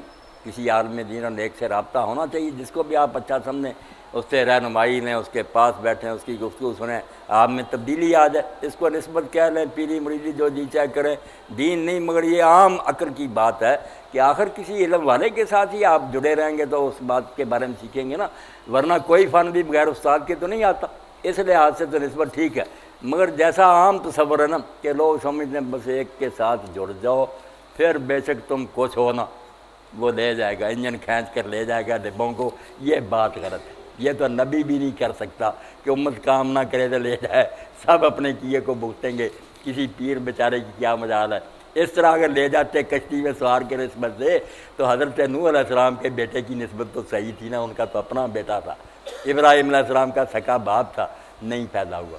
کام کرنا پڑے گا ہر ایک کو، جعلی نسبت چھوڑیں، ویسے اچھے لوگوں سے رابطہ، صالحین کی صحبت، نیکوں سے میل جول واقعی اپنا رنگ رکھتی ہے، آدمی میں تبدیلی آ جاتی ہے۔ کئی ہمارے ہاں یہ گویے وغیرہ نا پتہ چلتا نا کہ طارق جمیل صاحب کی یا کسی نیک آدمی کی بات سنی، وہ چھوڑ گئے، سنگر ہونے کی بجائے نمازی، بہت اچھی بات، کسی نیک آدمی کی وساطت سے انہیں دین نصیب ہو گیا، تو یہ درست ہے۔ قرآن پاک کے بوسیدہ اور آگ کو کس طرح طلب کر سکتے ہیں؟ قرآن و سنت کی روشنی میں بتائیں۔ قرآن و سنت کی روشنی میں یہ تو لازم ہے کہ جو قرآن پاک کے اور آگ ہیں ان کی بے ادبی نہیں ہونی چاہیے، ایسا طریقہ اختیار کرنا چاہیے کہ ان کا احترام قائم رہے۔ اس کی ایک شکل یہ بھی ہو سکتی ہے کہ آپ اس کو کسی ایسی جگہ دفن کر دیں۔ کئی قبرستان ایسے ہیں ہمارے پاس ہی صدیقیہ، وہاں کنواں بنا ہوا بہت سارا، ریڑیاں والے آتے ہیں، وہ پھر مسجدوں میں سے لے جاتے ہیں، نیکی کرتے ہیں، لوگ بھی ان کی خدمت کر دیتے ہیں، وہ لے جا کر پھر اس میں اتار دیتے ہیں بوروں میں بند کر کے۔ یہ بھی بہت اچھی بات۔ اگر کسی قبرستان میں جگہ مل جائے جو راہ گزر سے ہٹ کر ہو، روندے نہ جائیں، وہاں بھی نیچے دفن کر دیں۔ اور اگر اس کو ختم کر دیں جیسے حضرت عثمان غنی رضی اللہ عنہ نے کیا کہ قرآن مجید کے اوراق جلا دیے، وہ بھی ٹھیک ہے، مگر یہ لوگ ہیں جاہل، اگر کسی مولوی نے اسپیکر پر کہہ دیا کہ قرآن پاک کی توہین ہوئی ہے، مارے جاؤ گے، یہ نہیں سوچنا کہ اس غریب نے تو جلایا اس لیے کہ بے ادبی نہ ہو، آپ نے پھیلا دیا، اس نے قرآن کی بے ادبی کی۔ بات ایک ہی، ایک جلاتا ہے حرام دادا کہ قرآن کوئی کتاب نہیں، ایک جلاتا ہے کہ یہ حرف مٹ جائیں یار بے ادبی نہ ہو، نیت کا زمین و آسمان کا فرق ہے۔ مگر کئی جگہ لوگ مارے گئے، اس بیچارے نے قرآن مجید کے اوراق جلائے پرانے، مولوی نے دوسری مسجد میں اعلان کر دیا کہ قرآن کی بے ادبی ہو گئی، لوگوں نے جا کر قتل کر دیا، بعد میں روتے پھرے پھر کہ یار خواہ مخواہ مار دیا۔ تو آپ وہ پہلا طریقہ ہی کریں، دفن کر دیں کہیں۔ باقی اگر تنہائی میں علیحدہ اگر آپ ایسا کر دیں، جلا بھی دیں تو کوئی بات نہیں، حرف مٹ جائیں گے، بچ جائے گا قرآن، وہ راکھ پھر اچھی جگہ کسی جگہ دفن کر دیں۔ آخری سوال ہے بھائی، فجر کی سنتیں رہ جائیں تو کب پڑھنی چاہیے؟ اگر فرض نماز ہو رہی ہے تو سنتیں پڑھنی جائز ہیں یا نہیں، اور اگر نماز نکل رہی ہے تو سنتیں پڑھنی چاہیے یا بعد میں پڑھنی چاہیے؟ بہت اچھا سوال ہے، روز پیش آتا۔ اس کا فیصلہ کن جواب سن لیں کہ جماعت ہوتے ہوئے سنتیں پڑھنا اس کی کوئی اجازت نہیں، اس سے بڑا ظلم کوئی نہیں کہ جماعت کھڑی ہو گئی ہے، فرض ہے، قرآن امام تلاوت کر رہا ہے، آواز آپ کے کانوں میں پڑ رہی ہے، آپ پیچھے سنتیں پڑھ رہے ہیں، وہ قرآن ہی نہیں اس کا سنتے، اور پھر کاٹ کاٹ کر پڑھ رہے ہیں کہ جلدی کریں کہیں رکوع نہ ہو جائے، یہ کوئی سنتیں پڑھنے والی بات؟ یہاں حضور علیہ السلام نے جب دیکھا کہ پہلے سے لوگ پڑھ رہے تھے، نئی نہیں شروع کی، آپ حجرہ سے برآمد ہوئے، حضرت بلال رضی اللہ عنہ اقامت کہہ رہے تھے، لوگ پہلے کی سنتیں پڑھ رہے تھے، آپ نے فرمایا صلاۃ مان، ایک وقت میں 2 نمازیں ہو سکتی ہیں، اذا اقیمت الصلاۃ فلا صلاۃ الا المکتوبہ، جب اقامت ہو جائے تو کوئی نماز نہیں سوائے فرض نماز کے۔ اس لیے یہ تو پکا پلے باندھیں۔ امام ابو حنیفہ رحمۃ اللہ علیہ نے جو بیچاروں نے کہا تھا وہ مسجد میں پڑھنے کا نہیں کہا تھا، یہ جو ساتھ ہی اگر وہ کہتا تھا مسجد کے باہر اگر کوئی جگہ ملتی ہے نا، آپ اس مکان میں نہیں آتے جہاں جماعت ہو رہی، اور ایک رکعت پوری ملنے کا یقین ہے کہ دوسری تو چلو یہ سنت ذرا ضروری، یہ ان کا اجتہاد تھا۔ مگر درست وہی بات ہے، مسجد میں آ کر پڑھنے کی کس نے اجازت دی؟ صاحب ہدایت ابن الحمام نے ظالم ہو ساتھ ہی جماعت اور پچھلی صف میں کھڑے، یہ حنفی مذہب بھی نہیں، حدیث کے بھی خلاف، بالکل نہ پڑھیں۔ جب اللہ اکبر ہو جائے پڑھ بھی رہے ہیں تو چھوڑ دیں۔ حضرت عمر رضی اللہ تعالیٰ عنہ ابن عمر ہاتھ کھول دیتے تھے کہ کیا کر رہے ہو تم، سنتے پڑھ رہے ہو، ادھر فالن کا حکم ہو گیا کہ آ جاؤ صف میں کھڑے ہو جاؤ، تو چھوڑ دیں۔ رہ گئی بات بعد میں پڑھنے کی، یہاں بھی آپ بے فکر رہیں، جیسے دوسری نمازوں کی سنتیں بعد میں پڑھ لیتے ہیں۔ آپ ظہر کی نماز میں آ کر شامل ہو گئے، پہلی چھوٹ گئی، بعد میں پڑھ لیتے ہیں۔ اسی طرح فجر کے بعد بھی یہ سنتیں پڑھ لیں، یہ وہ نفل نہیں ہیں جو منع کیے گئے۔ نفل جو ہے نا کہ شوقیہ کوئی پڑھنا چاہے اس کا ریا وقت، مگر سنتیں ہی چھوٹی ہوئی، اللہ کے رسول کی ظہر کی چھوٹ گئی، آپ نے نماز پڑھائی، وفد آ گیا، باتوں میں لگ گئے، اثر کھڑی ہو گئی، آپ نے اثر پڑھی، اور بعد میں 2 سنتیں جو تھی ظہر کے وہ بعد اثر کے پڑھی، اور پھر ساری عمر نہیں چھوڑی کہ چھوٹ گئی جب نہیں چھوڑ، ساری عمر 2 رکھتے آپ اثر کے بعد پڑھتے رہے۔ تو یہ نماز کہلاتی ہے صلاۃ ذات سبب، ایسی نماز جس کی کوئی وجہ ہے، گرہن لگ گیا، آپ سفر پر جا رہے ہیں، طواف کعبہ کیا، یہ نفل بند نہیں۔ یہ اور ہے بات جو شوقیہ تصور کا آپ کا دل چاہے نفل، وہ فجر کے بعد اور عصر کے بعد نہیں، مسئلہ سمجھ لیں۔ اس لیے یہ چھوٹی ہوئی سنتیں اسی وقت بے شک پڑھ لیں، سورج نکلنے کی کوئی ضرورت نہیں۔ اللہ کے رسول اللہ علیہ السلام کے سامنے پڑھی، آپ نے پوچھا کیا کر رہے ہو؟ فجر کی نماز تو 2 ہی رکھتے، اس نے کہا پہلی 2 رکھتے نہیں پڑھ سکا تھا، فرمایا فلا جان، پھر کوئی بات نہیں، ٹھیک ہے پڑھ لو۔ تو جماعت کے ساتھ ملیں، بعد میں پڑھ لیں۔ یہ بیچارے جو پڑھتے ہیں نا مسئلے میں پھنسے ہوئے نا کہ اگر نہ پڑھی سورج نکلنے کے بعد پڑھنی، وہ کہتے ہیں یار نبیل دے اس کو، آپ چھوڑ دیں، نماز جماعت کے ساتھ پڑھیں، بعد میں اٹھ کر 2 سنتیں پڑھ لیں، اور بالکل بھی نہ پڑھیں، نہ اس وقت نہ سورج نکلنے کے بعد۔ تو امام ابو حنیفہ رحمۃ اللہ علیہ، قاضی ابو یوسف رحمۃ اللہ علیہ کا مذہب یہی ہے، وہ کہتے ہیں موقع پہلے تھا اگر نہیں پڑھ سکے فرض ہے۔ یہ امام محمد کا مذہب ہے ان کے شاگرد کا کہ سورج نکلنے پڑے، امام صاحب کا نہیں ہے۔ اس لیے سورج نکلنے اگر کوئی پڑھنا چاہتا بسم اللہ پڑھتا پھرے، مگر حکم کوئی نہیں۔ ایک حدیث ہے جس سے لوگ دھوکہ کھا جاتے ہیں کہ آپ نے فرمایا جس نے فجر کی 2 رکعتیں نہیں پڑھیں وہ سورج نکلنے کے بعد پڑھے۔ اب انہوں نے اس کا ترجمہ کر لیا کہ وہ نہ پڑھے جب تک سورج نہ نکلے، حالانکہ بات الگ تھی، جس نے پڑھی سامنے جائز رکھا، اس لیے پڑھ لو قصہ ختم۔ اگر نہیں پڑھی درس شروع ہو گیا، آپ کو کوئی کام تھا کرنے کے لیے چلے گئے، سورج نکل گیا، تو یہ چھوٹتی نہیں۔ یہ سنتے نا دوسری سنتوں کے مقابلے میں لگ گئے، یہ آپ نے سفر میں بھی نہیں چھوڑی، وطر میں نہیں چھوڑے، باقی سنتے چھوڑ دیتے تھے۔ اسی لیے امام حسن بصری واجب کے تو مسئلہ کیا نکلا کہ اگر سورج بھی کسی وجہ سے نکل گیا اور آپ نے ابھی تک نہیں پڑھی تو یہ نہیں معاف ہوگی، سورج نکلنے پر بھی پڑھنی پڑیں گی۔ آپ امام شوکانی کی نال اوتار دیکھیں، انہوں نے لفظ ڈھونڈ کر دیے کہ دیکھو دوسری جگہ حدیث ہے کہ جس نے سورج نکلنے تک نہیں پڑھی وہ سورج نکلنے کے بعد پڑھے، اور جس نے پڑھ لی ہے بسم اللہ اس نے تو کام ختم کر لیا۔ مسئلہ ہو گیا واضح کہ جماعت ہوتے ہوئے نہیں پڑھنی، اسی وقت بعد میں پڑھ لیں، بالکل جائز، اور اگر کسی سبب سے رہ گئیں تو سورج نکلنے کے بعد یہ سنتیں ضرور پڑھیں، باقی نمازوں کی چھوٹ جائے تو کوئی بات نہیں۔ دعا کروا دیں۔ خوش رکھے اللہ پاک، برکت دے آپ سب دوست کو، یہ سلسلہ چلتا رہے، یہ بچوں کی محنت اللہ قبول فرمائے۔ آپ کا علاقہ خوش نصیب ہے جہاں کچھ لوگ مل کر اللہ رسول کی بات جو ہے نا سنتے سناتے ہیں، ورنہ باہر آپ دیکھتے ہیں پتہ نہیں کیا ہنگامے جن میں دنیا پڑتی ہوئی ہے۔ خیر سے رکھے اللہ پاک۔ الحمدللہ رب العالمین الرحمن الرحیم مالک یوم الدین، والصلاۃ والسلام علی رسولہ الکریم سیدنا و نبینا و مولانا محمد وعلی آلہ و اصحابہ اجمعین۔ اللہم وفقنا لما تحب و ترضی واجعل آخرتنا خیرا من الاولی۔ اللہم استعملنا بسنت نبیک وتوفنا علی ملتہ واعذنا من مضلات الفتن۔ اللہم انصر الاسلام والمسلمین واخذل الکفرۃ والمشرکین۔ ربنا فرغ علینا صبرا وثبت اقدامنا وانصرنا علی القوم الکافرین۔ ربنا لا تجعلنا فتنة للقوم الظالمین ونجنا برحمتک من القوم الکافرین۔